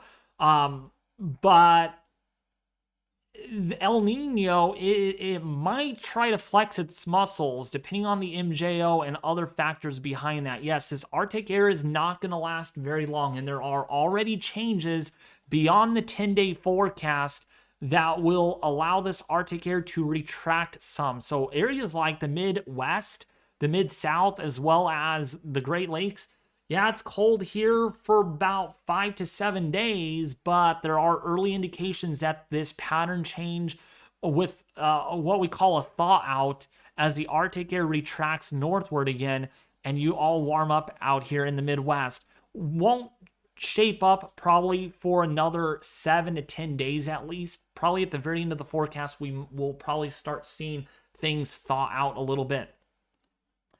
And the reason why that is going to happen, and we talked about the winter storm. Are we all good on the winter side of things? We talked about the severe weather. Anything else I need to add in before I move on is something really quickly to show you all about El Nino and stuff, because maybe some of you are wondering about that this is not typical with El Nino. Where's our El Nino at? There's a little ripple. There's a little bit of a kink. There's a little bit of a knot or a little bit of a hiccup in the weather pattern. And it all has to do with Greenland blocking up there in the North Atlantic. And that kind of backs everything up, because when you get blocking like that, then you get the trough, you get the polar vortex that's able to dip down into the Midwest. It's what we call a strongly negative NAO that we have in place. And that negative NAO is what's driving this Arctic invasion into the Midwest right now, or will be soon. Is Rochelle, Illinois gonna be bad? So Rochelle, Illinois, let's go to that. That's northern Illinois, I'm guessing, right? Northern Illinois, if I'm...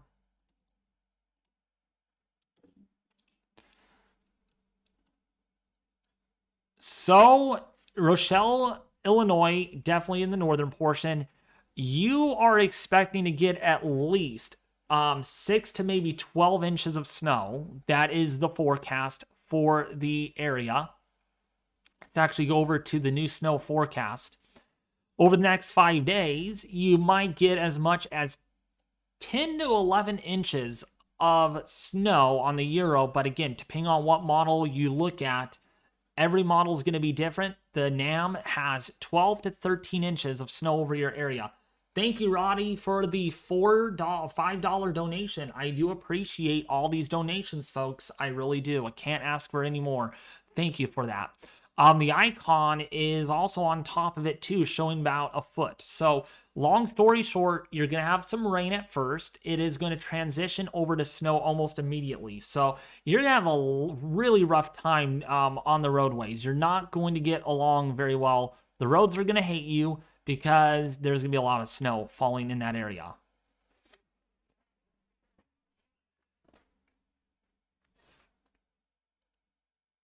Oh, it does. Ha ha. Yeah, it does. Grizzy. Ta ha. Da ha. Ha ha. It does. Yeah, the polar vortex has collapsed, and that's why we're seeing what we're seeing. It's incredible to see this, though. It really, really is. I mean, man. The polar vortex, or at least some, or a lot of this Canadian air is actually going to, it's like Siberia visiting the United States. Lucky, I need to just move to Flagstaff. Well, move to California. Great, it's not as bad here. In fact, when this is all happening, we're going to have temperatures actually in the low to mid 50s here. It's actually going to be an average day. We're not really going to feel much of the impacts of that cold Arctic air. South of Chicago will get 6 inches of snow. Yeah, just south of there, the snow line really kind of drops off quickly. So, yeah, just south, maybe 6 inches, but not far south of that, you might only get a few inches. And that's basically what the polar vortex has done. It has collapsed. So now, before I kind of end this, I wanted to show you all with why I see this pattern changing, okay? So as you all know, if we look in the higher latitudes, so we can see this clearly, the ridges are in the red and the pink colors. Happy Valentine's Day to some of you. Well, it's not Valentine's Day, but on this model, it thinks it's Valentine's Day over Greenland. So we got the Greenland block over here. Well, what does that do? That shunts all this cooler air into the United States. You got colder air over here in Russia as well as in the UK and Europe. Okay, the polar vortex is being displaced because of this Greenland block, because of the stratospheric warming event that we had, has led to a lot of the disruption of this polar vortex.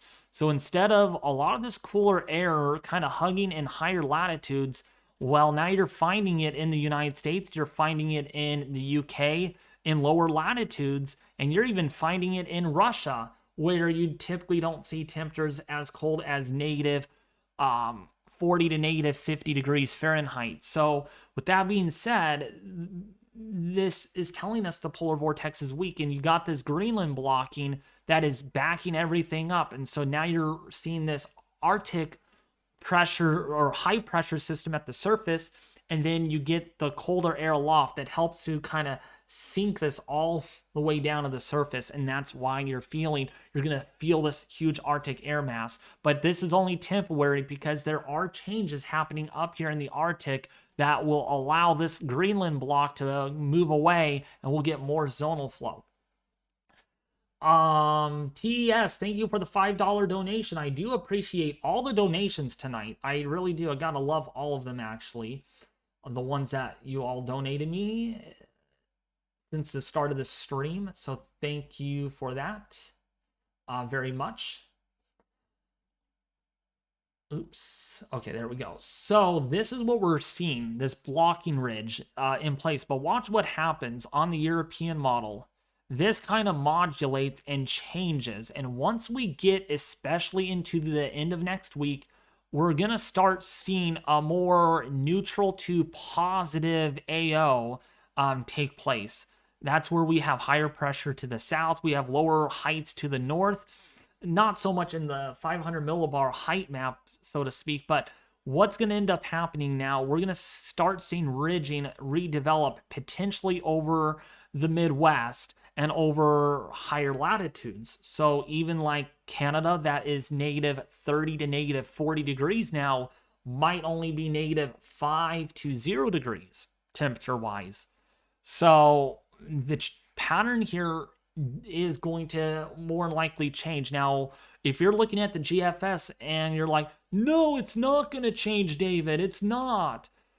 It still doesn't indicate there's going to be a lot of blocking over here in Greenland. And then more so, the jet stream or the ridge, or more so, more zonal flow, this Arctic low or this cooler weather actually stays pretty confined to higher latitudes. So that means much of the Midwest here might see a thaw out, we call it, after this Arctic invasion, because now we don't have that blocking pattern over Greenland anymore, and instead we have one over Alaska.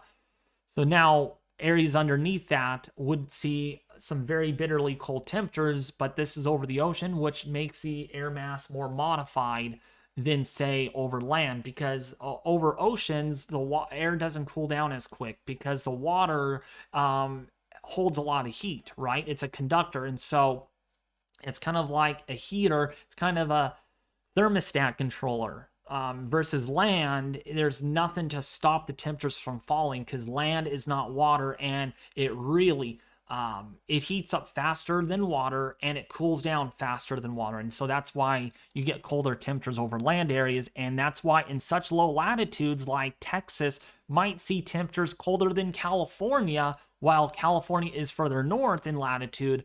Texas is further south in latitude. You're actually going to see temperatures colder than California. Hawa, right? So now, the thing about this Okay, and a lot of you are going to look at the GFS and be like, where's this pattern change, David? The Euro is indicating it, but the GFS isn't. So which one should I trust? The GFS hasn't done very good in the last 3 to 4 days on the supposed hints pattern change, right? My friend Ronald that I talked to, he's a climatologist. We were even talking about that, okay, the GFS, is garbage. I even have talked to an AMS certified meteorologist down there in San Diego recently, and he's even agreeing with me. The GFS just is not, I don't know, maybe the data is not being imported correctly like it used to be. I don't know. Now, it does have a similar pattern. I'm not saying it's completely wrong, but the pattern change coming, it's been more consistent on the Euro. The Canadian even indicates it, while the GFS takes longer to respond. But one thing for sure that is more important here, I'm going to circle this in, is that this Greenland block is breaking down, okay, within the next 5 days. And you'll see that here, it collapses. And so now instead, we instead get a really neutral to perhaps positive AO with more ridging that is going to be favored for the eastern U.S. and for the Midwest, with troughing that might want to set up over the western half of the United States. Now, this is supported by our weeklies. If we go to our weeklies, European weeklies, okay, this is the only model that can go really far out in time. It also shows that ridge collapses, and watch what happens. This pattern really changes. I mean, 360 hours out, we have ridging for the Pacific East, for like California. We got more ridging. But what you don't see is what? You don't see below average heights, which would mean below average temperatures. When we look at our 7-day average temperatures, yeah, you do see some colder air here. This is kind of leftovers of that Arctic air mass, but look at what we see up here. Completely different story from the below average temperatures that you're seeing right now. Look at this change happen. Watch this. So this whole Arctic air mass just kind of gets wiped away. Might get cold briefly for a period of time for the eastern half of the U.S. in the next 19 to 26 days. But that's probably going to be likely due to more of a amplified storm track coming in. Also, maybe these polar vortexes or these two jets kind of merge, and so there is some colder air for the eastern half. But I'm not seeing very much in the way of exceptionally cold temperatures like what we're dealing with right now. That's for sure.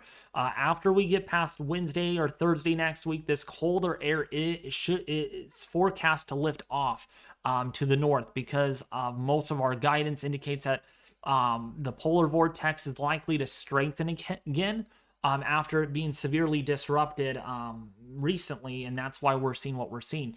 But also take note of what we have here too. If we play this through, we have a jet extension. Now, this is very far out. This is through mid-February. I don't know who would be able to forecast that far out in time, but this has also been very consistent. Ever since the 1st of January, it's been really indicating, especially the 1st, it's been really on top that much of Canada here will thaw out and more of a zonal float shapes up here in lower latitudes. Well, what does that mean? When the flow is more zonal than meridional, it means that areas that were cold will warm up, and areas that were warm, especially in much higher latitudes, are going to cool back down again.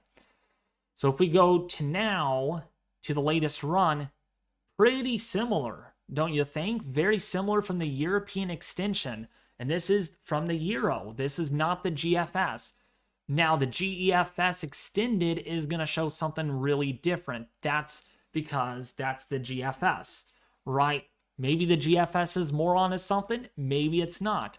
But long story short, it even shows a retraction to the polar vortex. And it seems like one of these lobes are here, not down here, where we're seeing, you can picture the polar vortex doing this way south, where this freezing line is. So one of those lobes is pinched off into the United States versus what the Euro is showing, right? But again, this is looking far out in time. This does not mean it's going to happen far out. Like, just because I say there's a pattern change coming doesn't mean it's going to happen, but this can't last forever. We're not going to forever see Arctic air masses just to continue to hit the Midwest time and time again. The pattern oscillates. It changes from its current state to where it might end up going. And what I see here is a reemergence of a neutral to positive AO, not a negative one. And more data to back that up is if we look at the NAO here, you can see right now it's negative. That's why we're seeing the cold temperatures in the Midwest, right? And then eventually the ensembles do have this going way up there on the 24th or the 25th, owed by the fact of what the weeklies have been showing recently. So there is some confidence in that at the time. And we're seeing a little bit of that emerging here. Look at this, the 23rd and the 24th. And then eventually the AO might go a little negative, but not significantly negative.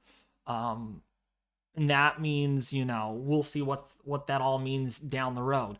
But is in the long term, I don't see any big, massive Arctic outbreaks like what we're seeing right now. This, and an event of this magnitude, by the way, just for your information, is astounding. This is 90th percentile intensity. I mean, it's like you don't see that, and you can clearly see where the colder air is being displaced and how unusual that is. So yeah, you got warmer temperatures in Alaska and say in Greenland, where it should be colder than normal, or it could be average because of the polar vortex. You can picture, like, here's a vortex, here's another vortex, and where that vortex goes is where the cooler air goes eventually. Now, it does stay warm up there in Greenland, that area, because of the zonal flow. The pattern does look to change down the pike, I should say. So any questions about that at all? Also, I wanted to show you too, from the weekly standpoint too, my ears are plugged, sorry about that, is that there are early indications that the East Asian jet, the jet stream extension, is coming back in to the forecast. So when we play this through, you'll see right now, again, this pattern is wavy. We have ridges, we have troughs, and that makes things complicated. But the Euro has been confident at showing that this jet will try to at least re-intensify in the next couple of weeks. Now, this has been going back and forth where this jet exit region happens, but we're not seeing a lot of that polar vortex. That kind of goes away, and we end up seeing this this extended jet really scream across the Pacific, and how that actually plays out is to be seen. In the ensemble field,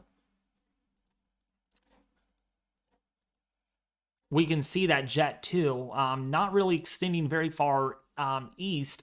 That should happen in February, though. I think February, the pattern is there. I think we're gonna start seeing a lot of zonal flow develop. Oops, and this kind of froze on me. We're gonna start seeing a lot of this more zonal flow show up here. From this, of what we're seeing, to more of this pattern right here. See how extended that is? That is very extended into the west, and you can picture a positive PNA, warmer than normal temperatures, not something that would grant any cold Arctic outbreaks. This is temporary, but it is coming with a cost, and it is very significant. And you can just also picture the jet stream right here into the west. Look how strong that is. That's a very strong jet aiming towards California. I would like to see this go a little further east with its extension, but that depends on the gradient to the south and the north. But this right here is a game changer. If that jet is this strong and it punches through, if we go over to the United States here, you're going to see a warm-up. Now, it doesn't happen right away, but it starts happening here because cold air is denser, but it will happen once that polar vortex eventually abates, and I do think that's going to happen. Now, this is one model run. Of course, when you look at different model runs, things do change, of course. But we'll see. I think the pattern is going to change. You watch. You just wait. Just be patient. This is not permanent. This is not going to last forever. Because this is the 10-day forecast right here in the ensemble. And then there it goes. There's your warmer weather. Huh, that changed quick, didn't it? We'll see if that sticks, though. Because that would really mean some more record temperatures expected for the northern tier of the United States. Goodbye, Arctic air mass. You can see the change. So enjoy it. Enjoy it while it lasts, I guess. In Wisconsin, it usually starts warming up around June. Really? Right around June, okay. Well, that's really late in the season. In Wisconsin, it starts warming up much sooner than that.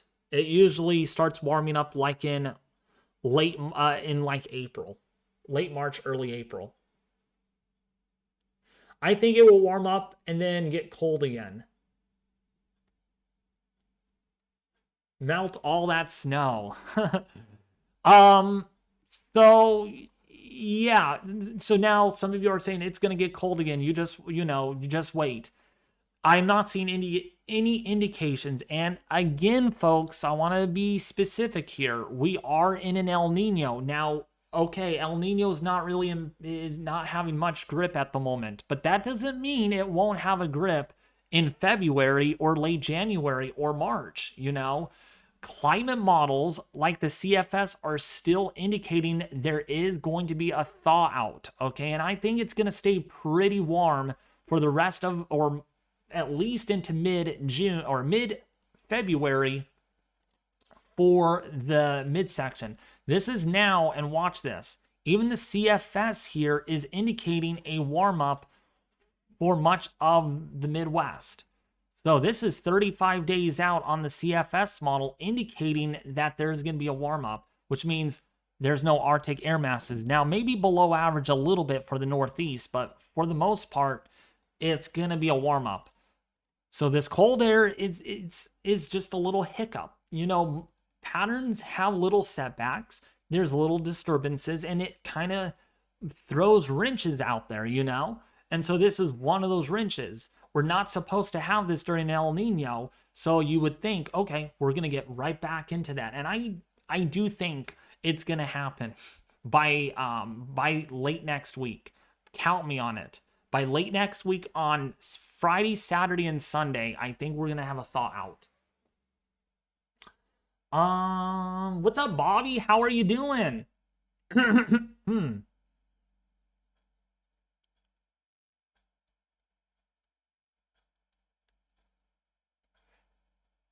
The warm winter we have had so far is indicative of an El Nino year. We always get a wobble of cold air. And yes, we do.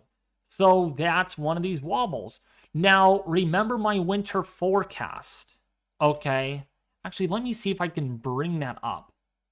If I still have it in my thumbnails. Or not my thumbnails. Well, you get the idea.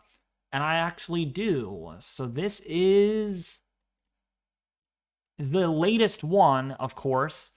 Arctic blasts, cold shots, chilly times. It's going to happen sometimes, and this is one of those times. We're seeing that happen, mild. Some of this, hasn't panned out yet, but of course, we're not done with winter. We'll look back at this later on to see how this all verified. We have gone blizzard conditions for the Northeast. Lake effect snow is verifying, and of course the chilly times and the cold shots are verifying. Do you do the wobble? What do you mean by that, Mike?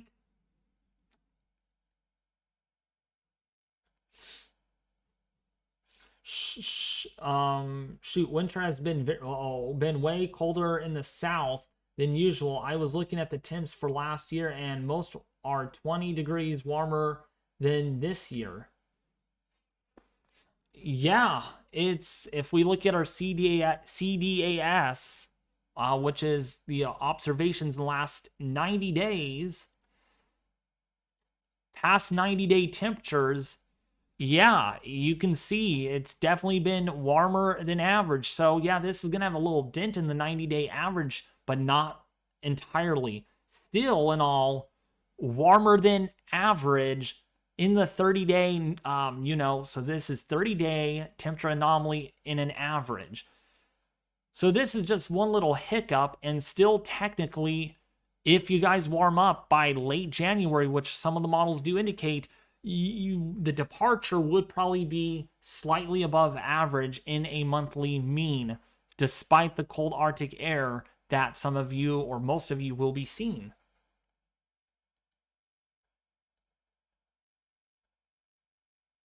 What about Nashville, Tennessee? Winter storm, Gerri or Gary, chance is it possible still? So Nashville, Tennessee, you're not going to see any winter weather at all with Winter Storm Gerri. Good luck. Good luck on that. You're not going to see much. You're not going to see much. The second storm is going to bring the snow. And again, how much snow remains to be seen. There's quite a bit of uncertainty in the forecast on that, on exactly how much snow you might get. But right now, anywhere between 2 to 4, maybe 5 inches at most you might see. What are you referring to, cheesy weather?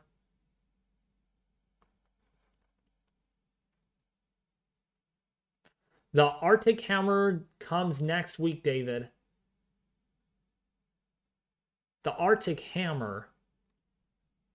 What do you mean by Arctic Hammer? Like,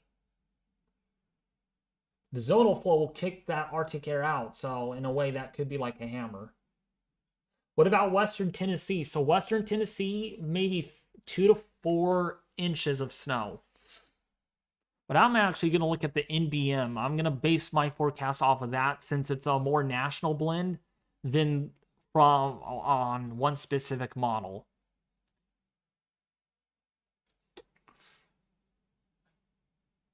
So did that make sense? Did I explain that very well about the polar vortex, folks? Did I do really well? Let me know in the chat if I did. All right, please. Hopefully it was not too complicated, because if it's complicated, then I got to figure out why it was complicated. But I don't think it was. What about Massachusetts? So for Massachusetts, let's zoom out. Actually, let's go to the east. So for Massachusetts, for the first storm, well, the storm that's going to be rolling through, Gerri, is not going to bring any snow to Massachusetts. Forget about that. Well, unless if you're in the extreme northwest of Massachusetts, extreme west, you might get an inch or so, but no snow at all. It's going to be the second system that might bring the majority, another 3 to 6 inches of snow. Good, Mike Lacey. I'm glad that I did really good. I'm glad. Because what happens in Greenland, here's a fun fact. What happens in Greenland will influence what happens down upstream, right? Because right now, why we are in this position is because of this Greenland block. And then there's your trough, right? There's troughs and ridges, but this is on a pretty extreme scale. This is extraordinary, actually, seeing such a polar vortex that is this far south. I mean, at times I could almost think about that Siberia is visiting northern US because of how cold the temperatures are about to be.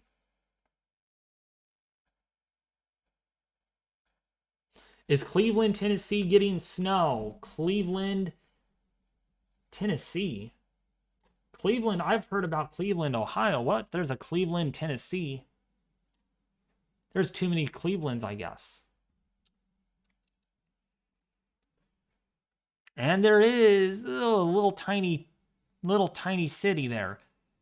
So are you guys getting snow out of that storm system? So if we actually go back and look at the NBM forecast, probably about a couple of inches. Again, this is not right now a extremely high impactful system.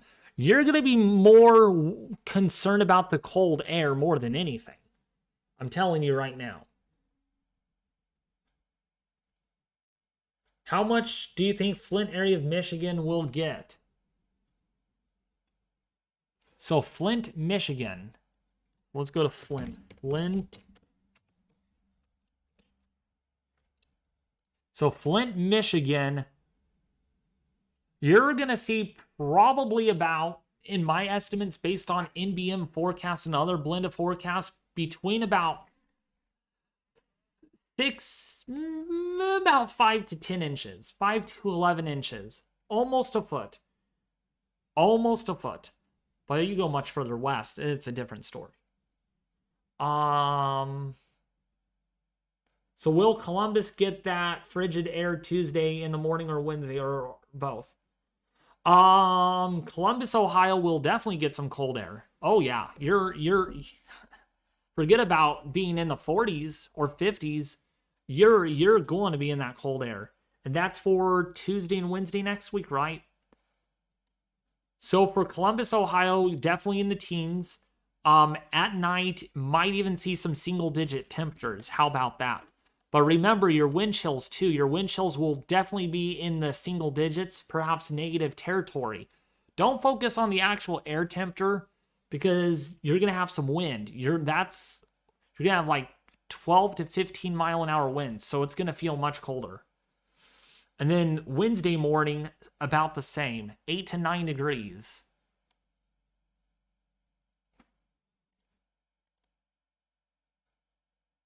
And that is a cold air mass. Thanks, buddy. I meant negative teens. How about Evansville, Indiana? So Evansville, Indiana.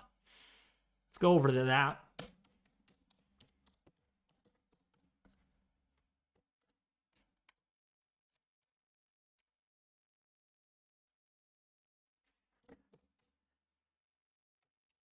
So Evansville, Indiana will definitely get some cold air. You're going to see temperatures at least in the single digits. Filtering in and some negative temperatures too. Especially if you are in the northwestern tip there, maybe -4.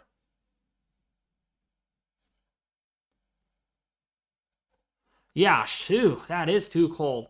You want to see cold? Do you all want to see cold? Say yes in the chat if you want to see cold. Because I will show you some cold. I will show you, well, how cold is cold. How about Tyler, Texas? Tyler, Texas is... You're going to love seeing temperatures down into the teens, possibly even some lower teens at night. I feel jealous because you all are getting the cold. We haven't had much of that this year. No, I want warmth. Okay, let's see it on the model. You want to see cold? You got to go to Montana. Because guess what? Almost negative 60 degrees. How about that? And that's not the wind chill. The wind chill, -70. How about that? How is that for your Arctic temperatures at night? Yeah, -57 degrees, folks. Talk about cold. That's cold.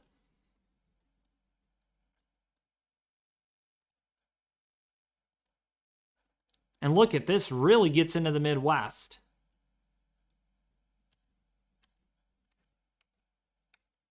How about Kansas? Kansas? What part of Kansas? Because if you're in Kansas City, -10. That's your high. That's your low at night. -10. Maybe -12. And then daytime highs, probably not getting above 0. How about that? That's in Montana. That's in Montana. That -57 that you saw. With wind chills -70 to -80.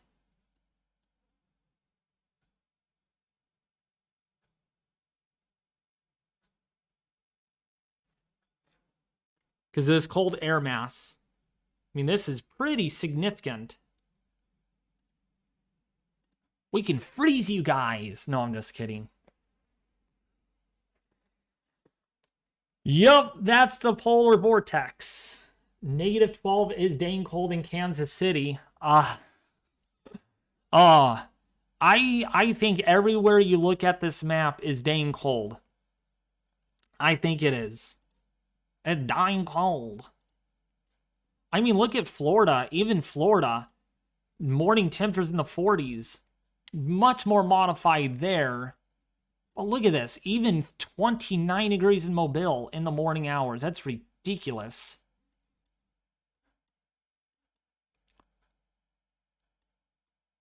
But you know what's still colder is Siberia. That's, well, not the good thing, but still.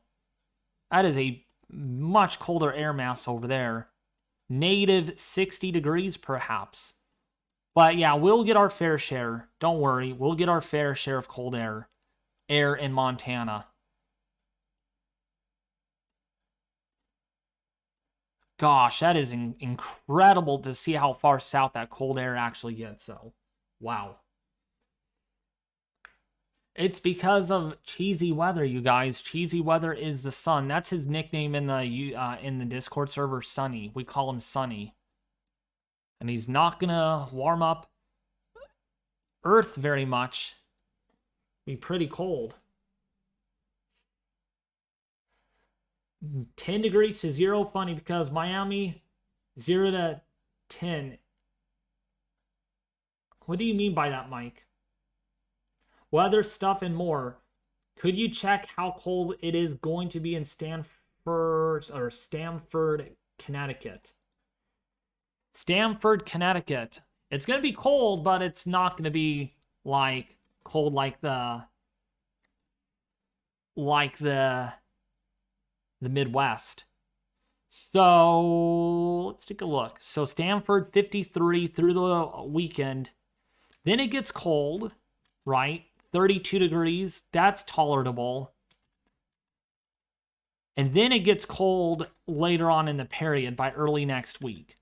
But still, 20 degrees, that's not 0 or anything. Coldest it gets is like 17 degrees. Because you have the ocean there. It keeps things kind of mild, right? You're participating in some of the colder air, but nothing like the Midwest. Nothing at all like that. What will the coldest weather in Michigan be? Lionel. So the coldest weather in Michigan will be in southern Michigan, and the reason why is because the lake influence. So when cold air moves over the Great Lakes, it really warms up. So actually, in central Michigan, it's not going to really be that cold compared to areas further west, upwind of the lake, where it's going to be -12 degrees. It does try to get cooler, though. Maybe 0 degrees, which is, again, really cold. -9 in South Bend. You know, -14 in Chicago. But really, in Michigan, the coldest would be to the south, because that's where there's not much exposure from the waters.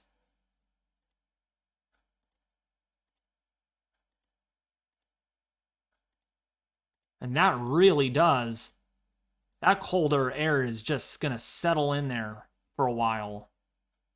Wow, that is incredible.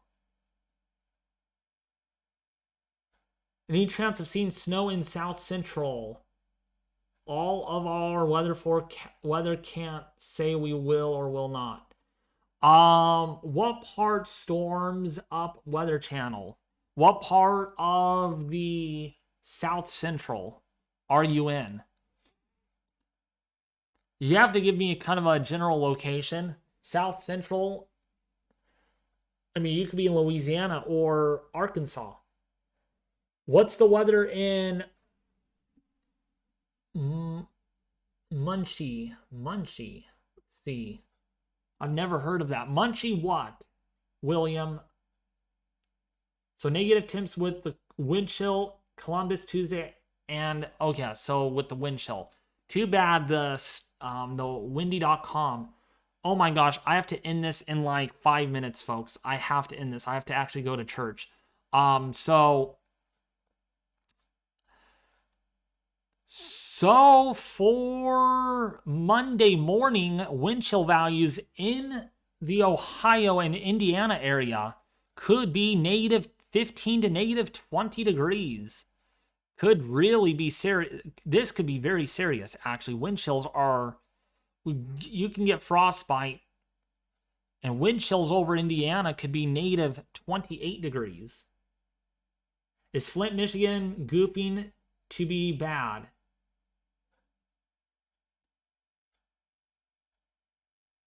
Flint, Michigan. No, it's not goofing around. Not goofing to be bad. Gonna need chains in some parts of these places. 4th July pass will be shut down. Wait, what? There's a 4th of July pass. Dang. Weird names, I'll tell you. Will East Central Ohio get snow? So East Central Ohio will get some snow with the second system, but not with the first system. You're unlikely to get snow, and if you do, it's a dusting to at best maybe an inch with the first system. I mean, an inch at most.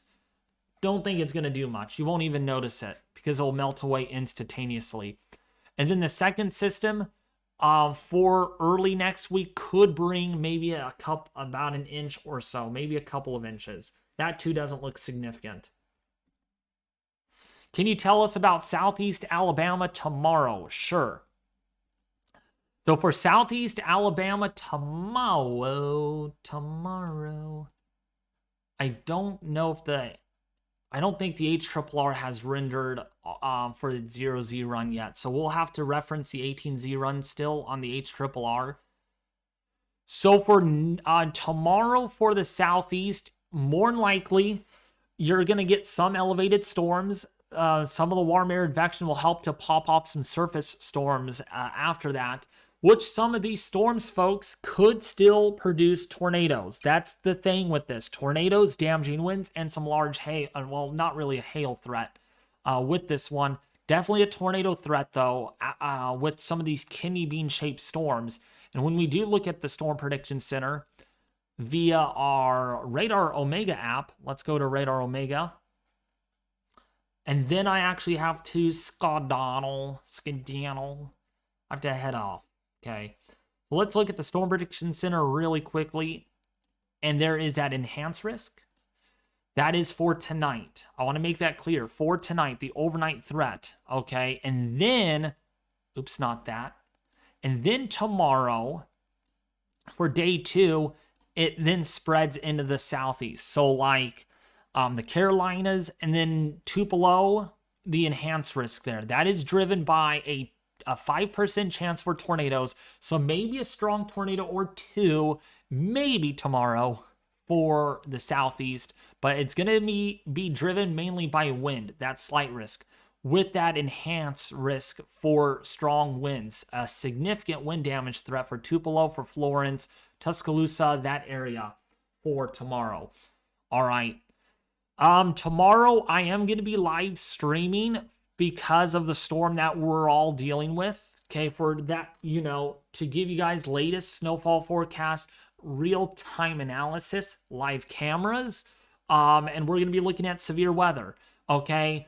It's not going to just be solely on severe weather. We're going to be looking at the winter side of this too, because the snow is going to be immense. I'm telling you right now, it's not looking good. And I'm hoping I could have Ethan B here onto the show, because he's our severe weather analysis and severe weather expert. And so I'm hoping he will be there for a good part of the live stream tomorrow. All right.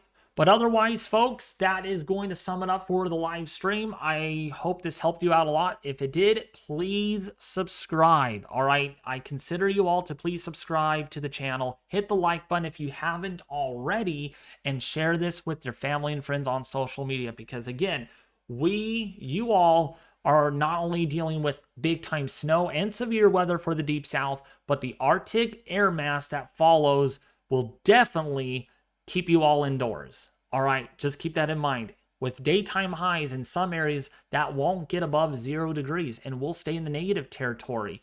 All right, so please stay warm. Make sure your heater works. Make sure you have your weather radio to get latest weather alerts updates, okay? And I will keep you all updated on my Twitter page. If you all want to check that out, my Twitter page is in the description below this live stream, where you can see latest updates. I haven't been doing much there, but I will be sure to post something out hopefully soon, all right? So, yeah. So this is my Twitter page. Be sure to check that out, all right? Anyways, peace out, folks. We'll be back with you tomorrow with a live update, a live streaming coverage on Winter Storm Gerri. That should begin tomorrow between 10 or about 11 in the morning Pacific time. That would be about 2 or 3 o'clock Eastern time. All right, I love you guys. Big group hug, and I'll be back with you tomorrow.